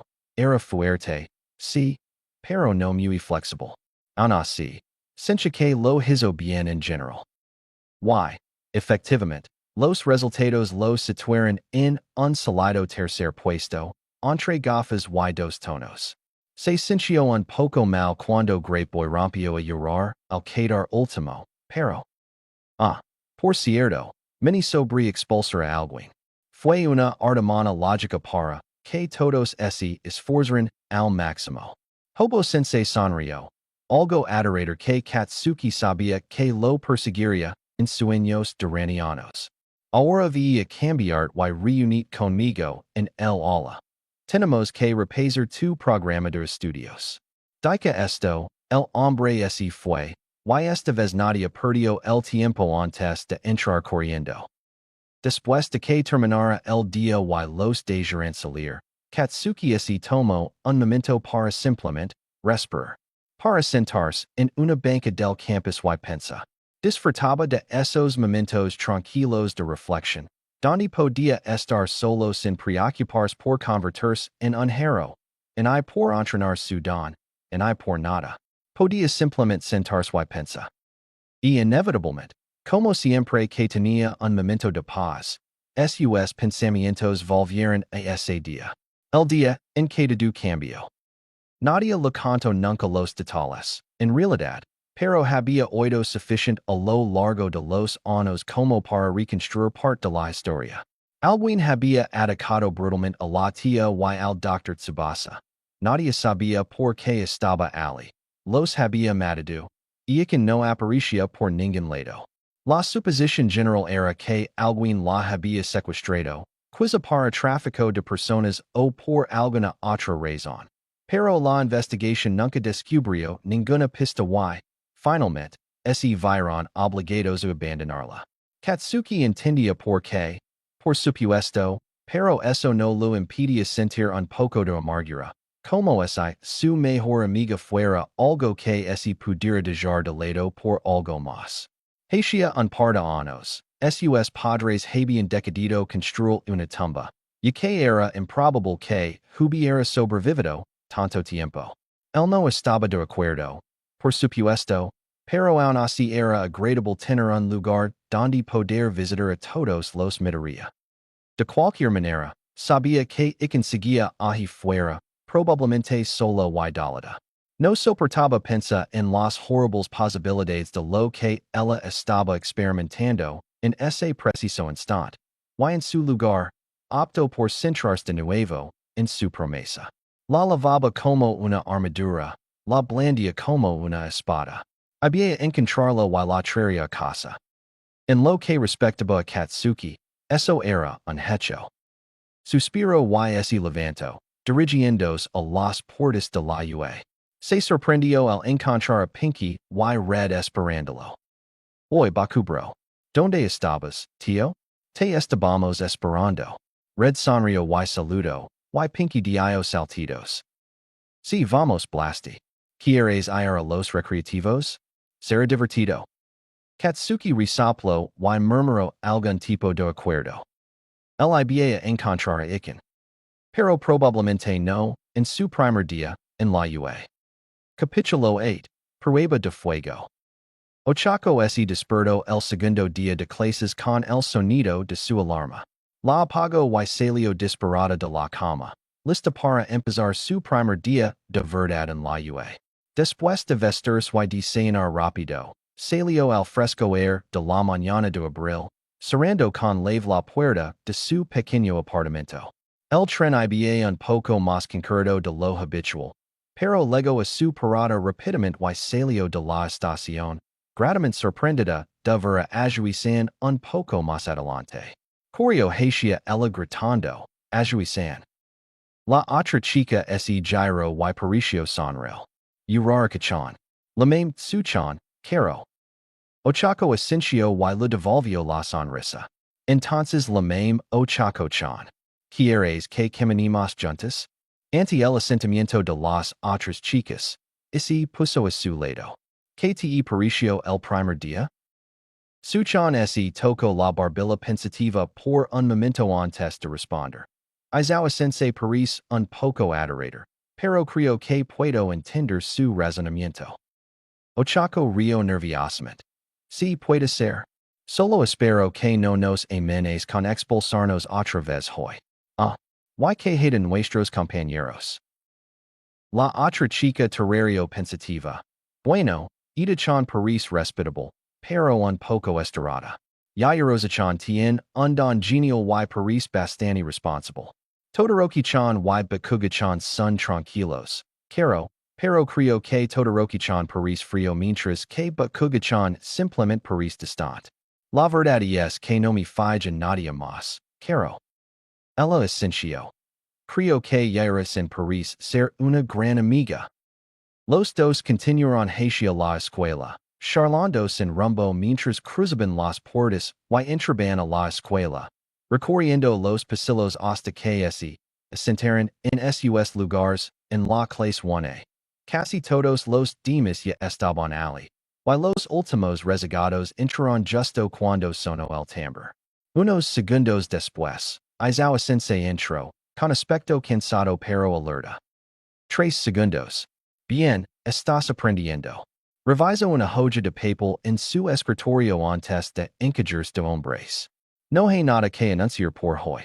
Tome tu tiempo para preparar para el hombre se estremeció. Una inesperada muestra de emoción del profesor, habitualmente estoico. Ingalls. Pareció ganar 10 años mientras se acercaba de nuevo en su saco de dormir y se tumbaba en el suelo. El ala permaneció en silencio durante unos 5 segundos antes de estallar en el ruido de la gente moviéndose y charlando. Ochako, por su parte, solo se acercó para continuar su conversación con Tsu-chan, pero Alvara ida coincidiendo solo en su escritorio. Intento atraerlo también. Ida-kun. Estás emocionado por nuestra primera clase de heroísmo hoy. El chico se sobresaltó, sorprendido de que la hablaran, pero se recuperó rápidamente y se ajustó las gafas. Uraraka-kun. Sí, lo estoy diciendo. On creo que no nos han dica quien nos vea enseñar. Ochako se en Kogyo de hombres. Sarah Izawa sensei. Paris cosa de professor. Cualquier respuesta que Ideku pudiera haber dado fue interrumpida por la puerta que se abría y present Mike Aparicio con on.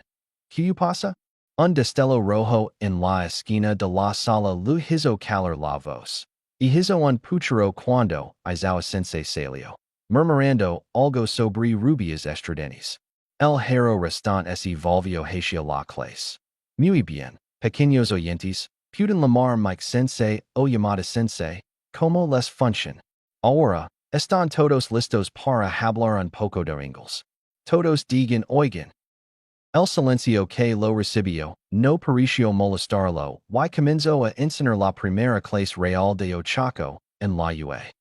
Para cuando llegó la hora del almuerzo, Ochako tenía el cerebro frito. Sabía que UE sería difícil, después de todo, era una de las mejores universidades, pero esto era otro nivel.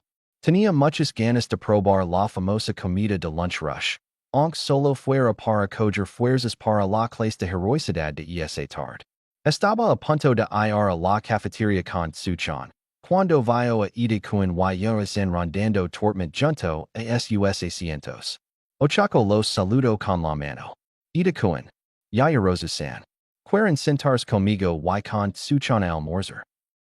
Ambos parecían estar sorprendidos en distintos grados, pero Yayorosa-san respondió primero. Ah, Uraraka-san, ¿estás seguro de que no sería una molestia? Ella negó con la cabeza. Claro que no. ¿Y tú, Ideku? El chico en cuestión parpadeó y se erguió como un palo. Bueno, te agradezco la invitación, Uraraka-kun, pero no quiero que nadie se equivoque. Frunció el seno y miró a las otras chicas, quien solo se encogeran de hombres. Equivocada idea. Un ligero rubor tino las mejillas del chico y apartó la mirada. Bueno, un chico y tres chicas, sentados juntos. Cualquiera podría pensar que algo indecent está pasando. Dio un salto. No es que yo pensaría eso de ninguno de ustedes, claro. Simplemente, Ochako no pudo evitarlo. Resoplo de la risa. Podía oír Suchan cror detrás de ella. E incluso Yayorosa se estremeció con una risa contenida. Ideku se sonrojó aún más y tuvo que tomarse un minuto para recuperar el aliento. Oh, Ideku, no te preocupes. Seguro que todo irá bien. Las otras chicas se sinaron, y el chico se calmó. Se aclaró la garganta y se ajustó las gafas. Muy bien entonces, estás seguro. Supongo que no pueda hacer daño. Ella sonrió y los cuatro se dirigieron a la cafeteria. En el camino, Suchan mencionó algo que lo preocupaba a Ochako. Ida-chan, no pude evitar notar que hablas con mucha formalidad. ¿Eres un niño rico, Caro? Si alguien le hubiera preguntado algo así a Ochako, probablemente se habría puesto muy nerviosa, pero Ideku pareció tomárselo con calma y se erguió con orgullo. Vengo de una larga línea de héroes, que se remonta a los albores de los dones. Y es justo que me esfuerzo por enorgullecer a mi familia. A Ochako le gustó la sonrisa segura de sí misma en el rostro del chico.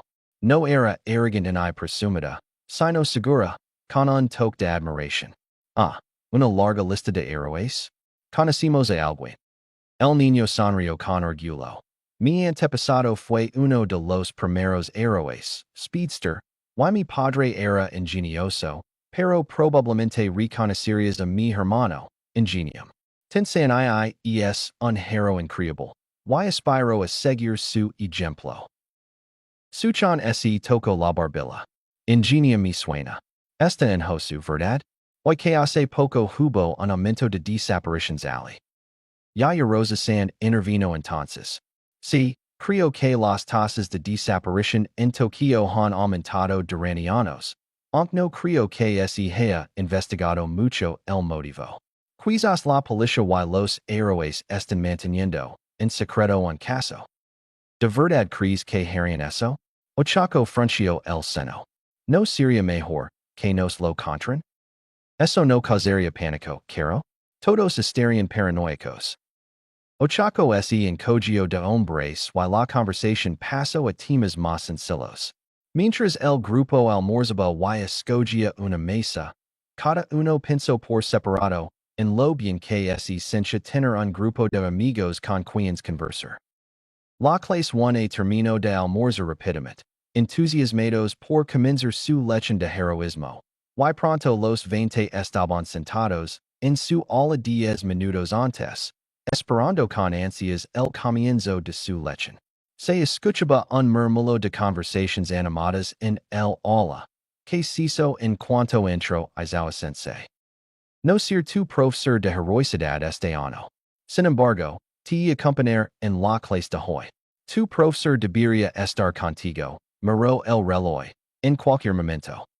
El murmullo de ansiedad en el air crecía con cada segundo que pasaba. Después de un minuto, Shujikuen y Gyrusen se enderezaron con los ojos desorbitados. Ochako estaba a punto de preguntarles que pasaba cuando. Estoy aquí. La puerta se abrió y All entró. Entrando por la puerta como una persona normal.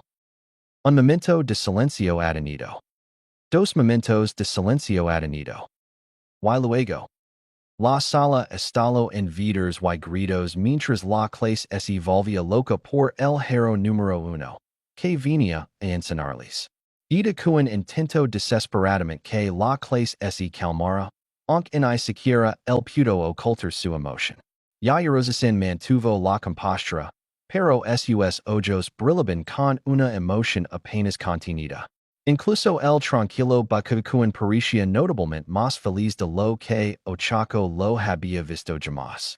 Todorokakuen permaneció estoico, con el seno fruncido, en una expresión que ella no pudo identificar. No es que importara. Por supuesto, estaba demasiado ocupada saltando en su asiento sobre el símbolo de la paz. Los ojos de Izawa Sensei brillaron rojos, dejando a Ochako con un extraño frío en el estómago. Tranquila. En el campo tendrás que trabajar con todo tipo de héroes. Algunos de ellos pueden ser héroes de los que eres fan. Deja las efusivas para cuando no estés de servicio. Es ilógico dejar que tus emociones te dominen. Escucha lo que All Might tiene que decir. Todos se sentaron rápidamente y en silencio, dejando a All Might reír levemente. Gracias, Izawa-san. Se giró hacia la clase. Ahora, aunque normalmente comenzaríamos con una introducción a las hazañas heroicas, hemos decidido cubrir un tema más importante primero. Así que comenzaremos con una lección práctica. Blandió un control remoto y lo apuntó a la pared del fondo, haciendo que las maletas numeradas salieran con un sitio. Esos son sus disfraces de hero. Pónganselos y nos vimos en ground beta. Con una sonrisa y un pulgar hacia arriba, el símbolo de la paz salió de la habitación. Izawa Sensei los observó por un momento antes de seguirlo. Inmediatamente, ese lino de gente mientras sus compañeros corrían a buscar sus cajas de disfraces. Ochako se contuvo un poco y logró coger la suya fácilmente. Se dirigió a los probadores, lista para lo que lo esperaba. Menos de 10 minutos después, todos estaban en la ciudad simulada de ground beta, con sus dos profesores frente a ellos. Ochako miró a su alrededor, observando los disfraces de sus compañeros. El suyo lo quedaba un poco más ajustado de lo que esperaba. Y no le gustaban mucho los tacones altos, pero no era la peor. No, probablemente era Hagakure-san, quien parecía solo llevar botas y guantes. Yairose-san también parecía un poco incómoda con la cantidad de piel que mostraba. Y en cuanto a los chicos, el de Todoroki-kun simplemente parecía poco práctico, el de Mineta-kun era realmente raro, y el de Bakun era bastante bueno. Lavaba botas resistentes, pantalones cargo negros y una camisa ajustada de manga larga, con guantes gruesos en las manos conectados a brazaletes alrededor de las muñecas, probablemente para absorber el retroceso de las explosiones. Lavaba la cara descubierta y tenía acolchado blindado alrededor de las articulaciones y los puntos vitales. Lavaba una gran cruz verde oscuro sobre el pecho y un cinturón del mismo color alrededor de la cintura. En resumen, parecía bastante práctico. Al menos alguien tenía un buen disfraz. La sonrisa de All-Might parecía un poco forzada. Y Izawa sensei les frunció el seno. Marents. Y parecen verdaderos héroes. Onk. Si alguno tiene algún problema con su disfraz, Izawa-san podrá guiarlo al departamento de support. Ahora, Izawa-san, por favor, explíquenos el ejercicio. El profesor suspiró, pero se volvió hacia la clase. Hoy realizaremos simulacros de batalla en las profundidades de un entorno urbano. Esto significa callejones y callejones estrechos. Puede que no sea lo motivo, pero algunos de los villanos más peligrosos trabajan en la sombra. Así que es importante que, al menos conozcan lo básico. Empezaremos con una evaluación de sus habilidades básicas. Se les asignará a parejas aleatorias y se les pedirá que encuentren 5 marcadores de objetivo ocultos por el entorno. Levanto un pequeño disco rojo brillante para enfatizar. Mientras hacen esto, les tendrá una emboscada a intervalos aleatorios. El hombre levantó un carrete de cinta blanca. Para ganar, pueden recoger los 5 marcadores de objetivo y regresar al punto de partida, o pueden capturar envolviendo con esta cinta. Fracasaron si logro capturarlos a ambos o si no ganan antes de que se acabe el tiempo. Ochako levantó la mano con cautela. Sensei, ¿qué pasa si fallamos? Podrías? Su voz se apagó, pero el significado era claro. Izawa sensei arqueó una ceja. Expulsart? Sería ilógico. Esta es una evaluación de tus habilidades actuales. No te expulsaremos por falta de entrenamiento, siempre y cuando te esfuerces al máximo. No te descuides y de irá bien. La clase respiró aliviada, y All Might aprovechó el momento para intervenir. Serán evaluados por velocidad, eficiencia y conservación del entorno. Algunos daños en las pelis de héroes son inevitables, pero los héroes deben limitar lo que hacen a su alrededor. Después de todo, no quiero gastar la mitad de mi sueldo en reparaciones. Se río, y eso pareció relajar un poco el ambiente. Ahora, permitan generar los pairs. Deku levantó la mano. De verdad la generación aleatoria es la mejor manera de crear equipos? Seguro que hay un método más inteligente. All Might pareció empezar a hablar, pero ya sin ese lo adelanto. Bueno, en la vida real, los héroes suelen tener que formar equipos inesperados. Así que esto es solo una imitación, creo. El héroe número 1 parpadeó antes de sonreír radiant y levantar el pulgar hacia la chica. Tienes razón, Yairo shoujo. Ahora, permitime. El hombre presionó un botón y un proyector similar a los de la carta de aceptación se elevó del suelo, proyectando una lista de nombres. Ajui, Tsiu y Kaminari Denki. Ashido Mina y Yairo Momo. Jiru Kyuka y Kirishima Idru. Bakugu Katsuki y Todoroki Shudo. Sata Rikadu y Tokoyami Fumikich. Tsuburaba Kusei y Aoyama Yuga. Ida Tinya y Ojiro Mashareo. Mineta Minoru y Kudakuji.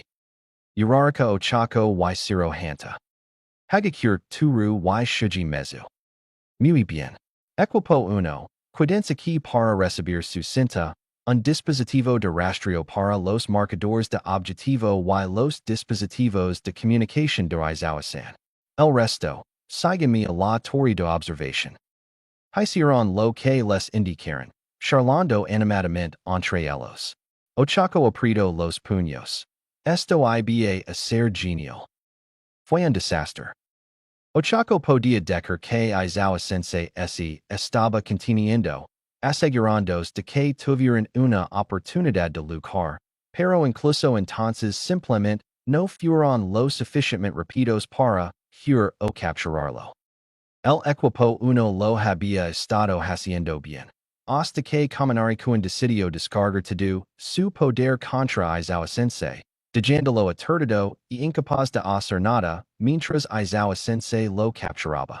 Suchan resistió un poco más, logrando recoger tres marcadores, pero ni siquiera ella fue lo suficientemente ágil como para evitar a Izawa sensei para siempre.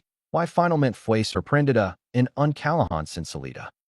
El equipo dos tuvo un desempeño similar, aunque Izawa sensei fue un poco más rápido al capturar a Rishido-san. Parecía incapaz de usar su don en ciertos momentos, lo cual fue interesante. Quizás era el don de Izawa sensei. Yayarusa-san también insistió, pero no tenía la movilidad de Tsuchan, while final solo consiguieron dos marcadores. El equipo tres tuvo un poco más de suerte, principalmente porque el don de Jiru-san les ayudó a encontrar y evitar a Izawa sensei. Iban bien con tres marcadores hasta que cometieron un error similar al de Tsuchan y se encontraron en un callejón sin salida. Izawa sensei atacó, con su don deslumbrando, eliminando rápidamente a Kirishima-kun, seguido poco después por Jiru-san. Ochako estaba muy interesada en ver como dos de los miembros más misteriosos de la clase trabajarían juntos en el equipo cuatro, pero no esperaba que fuera tan dramático. Lo estaban haciendo bien, trabajando en silencio entre los marcadores, cuando Izawa sensei se abalanzó. Todoroki-kun se abalanzó de inmediato para usar su don. Pero el profesor se adelantó, y el chico se quedó mirando sus manos mientras Bakugkun intentaba golpearlo. La peli terminó bastante rápido después de eso, y el equipo 4 tenía tres marcadores a su nombre. El equipo 5 fue el siguiente, y cuando fueron atacados por primera vez, poco después de conseguir su primer marcador, Satakun se quedó atrás para contener a Izawa sensei. Mientras Tokoyami-kun corría hacia adelante. Fue una buena estrategia, pero el profesor los atrapó a ambos justo después de conseguir su segundo marcador. El equipo 6 lo hizo bastante bien. Subiroba-kun uso su don para crear barreras sobre ellos, y Izawa sensei fue repelido por destellos del don de Aoyama-kun. Aun así, logró atraparlos tras obtener su tercer marcador, acercándose desde un ángulo diferente al esperado. La velocidad de Ida-kun benefició al equipo 7, y ejecutaron mejor la estrategia del equipo 5. Ojiro-kun luchó contra Izawa sensei, quien aparentemente no podía usar su don en mutations, mientras Ida-kun se adelantaba. Pero ni siquiera Ojiro-kun pudo seguir el ritmo a su maestro en una peli. Izawa sensei hizo tropezar a Ida-kun con su arma de captura después de conseguir su cuarto marcador. Justo antes de que el equipo 8 entrara a la arena, Kuda-kun habló con unos pajaros, que se alegraron volando. Ochako tardó un minuto en darse cuenta, pero finalmente vio que seguían a Izawa sensei, lo que permitía al equipo ver donde estaba la mayor parte del tiempo. Cuando el maestro se acercó balanceándose entre los edificios, Mineta-kun lo derribó al suelo con su don. Sin embargo, Kuda-kun no era el más rápido, y Mineta-kun no pudo escapar del arma de captura de Izawa sensei, así que ambos fueron atrapados con tres marcadores. Entonces, fue el turno de Ochako. Lo pidió a Shiro-kun que les pegara cinta adhesiva mientras caminaban, para crear una red que, con suerte, enredaría a Izawa sensei. Mientras tanto, usó su don para crear barreras detrás de ellos, para que el profesor tardara más en llegar. La estrategia funcionó bien por un tiempo, pero fracasó cuando Izawa sensei los esperó en un callejón camino a su quinto marcador, y los atrapó bastante rápido, a pesar del intento de Shiro-kun de atar la cinta. Finalmente, El equipo tenesi puso en marca. Shuji kuen era similar a gyrusen con Sudan, y hagicursan esi quito los botes y los guantes. Ochaco, deliberadamente. No penso en su falta de ropa, sino que esi centro en su sinergia como equipo. Pudieran evitar a Izawa sensei en gran medida gracias a Shuji kuen. Pero cuando fueron emboscados, Shuji kuen esi quedo atrás mientras hagicursan corría delante.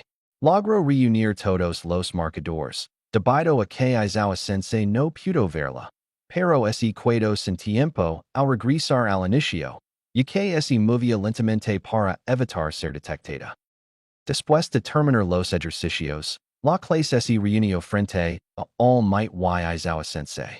El primero les dedicó su característica sonrisa y levantó el pulgar. Bien trabajo, estudiantes. Esta fue su primera práctica de héroes, y se sintieron orgullosos. Sé que deben estar decepcionados por haber perdido, pero ahora que saben dónde empezaron, se sintieron mucho mejor cuando midran. La mirada de Izawa sensei estaba fija en ellos mientras hablaba. No se esperaba que tuvieran éxito. Habría sido improbable en un entorno desconocido, con un compañero desconocido, contra un opening más experimentado.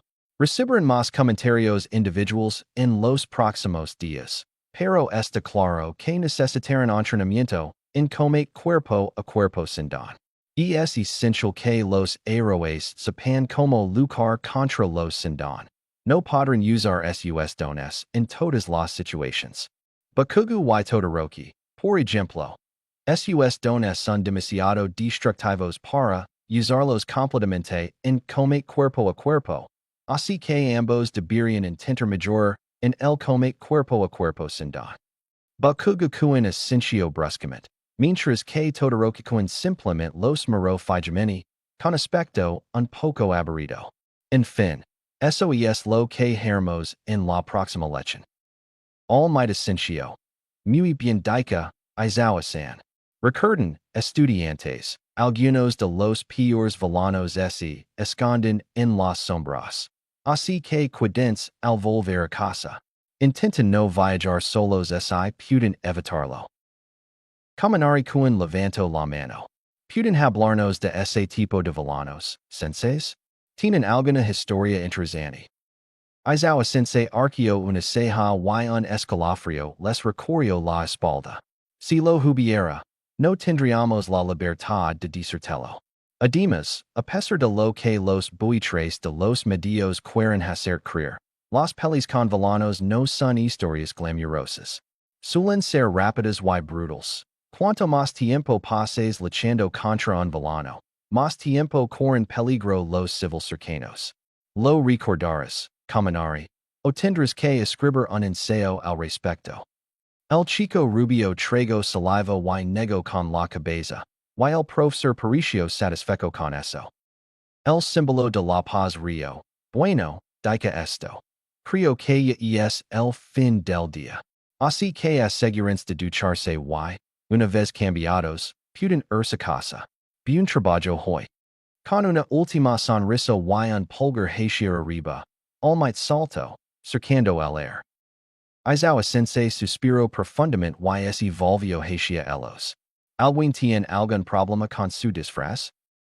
Muchas manos se levantaron y el profesor suspiró más profundamente. ¿Y qué opinas de los primeros años? Era el año que te interesaba, ¿no? Sí, bueno, sin duda hay mucho potencial, pero creo que es un poco pronto para decirlo con seguridad. Un zumbido. Quizás, aunque estoy seguro de que cualquiera de ellos sería una buena elección. Izawa ciertamente parece creer que tienen potencial. Sí. Fue una prueba interesante. ¿Cuál era la idea? Creo que tu amigo detective sería más indicado para disfrutarlo. Sin embargo, suspiro. Entre el asesino de héroes y esta otra amenaza, Izawa y yo queríamos asegurarnos de que pudieran protegerse en ese tipo de situaciones, sobre todo con las prácticas dentro de un mes, más o menos. No es mala idea, supongo. Querias que fuera al viaje de la USJ el jueves, ¿verdad? Sí. Debería ser el momento perfecto para supervisar a los de primero en una situación de rescate. Claro, suspiro. Y es una pena que haya tan poca gente sin don. Y on menos que quieren ser héroes. Y es que, estoy preocupada. Uno para todos ha crecido tanto que no sé que la haría al don de mi ser. Una pregunta interesante. Aunque quizás deberíamos preocuparnos primero por encontrar un ser, ¿no? Ah, sí, claro.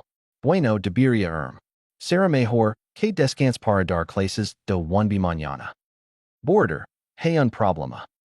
Por mucho que lo agradar Sakachi, Shoyuta ese estaba cansando mucho de la voz del detective. Yes. Son los togas. Alwin soltó algo sobre nuestra investigación sobre el Ghoul. Y van a recurrir a los medios para organizar una campana para encontrar a su hija. Lo más probable es que la noticia salga a la luz el viernes a más tardar. Shoyuta suspiro en su teléfono. Podemos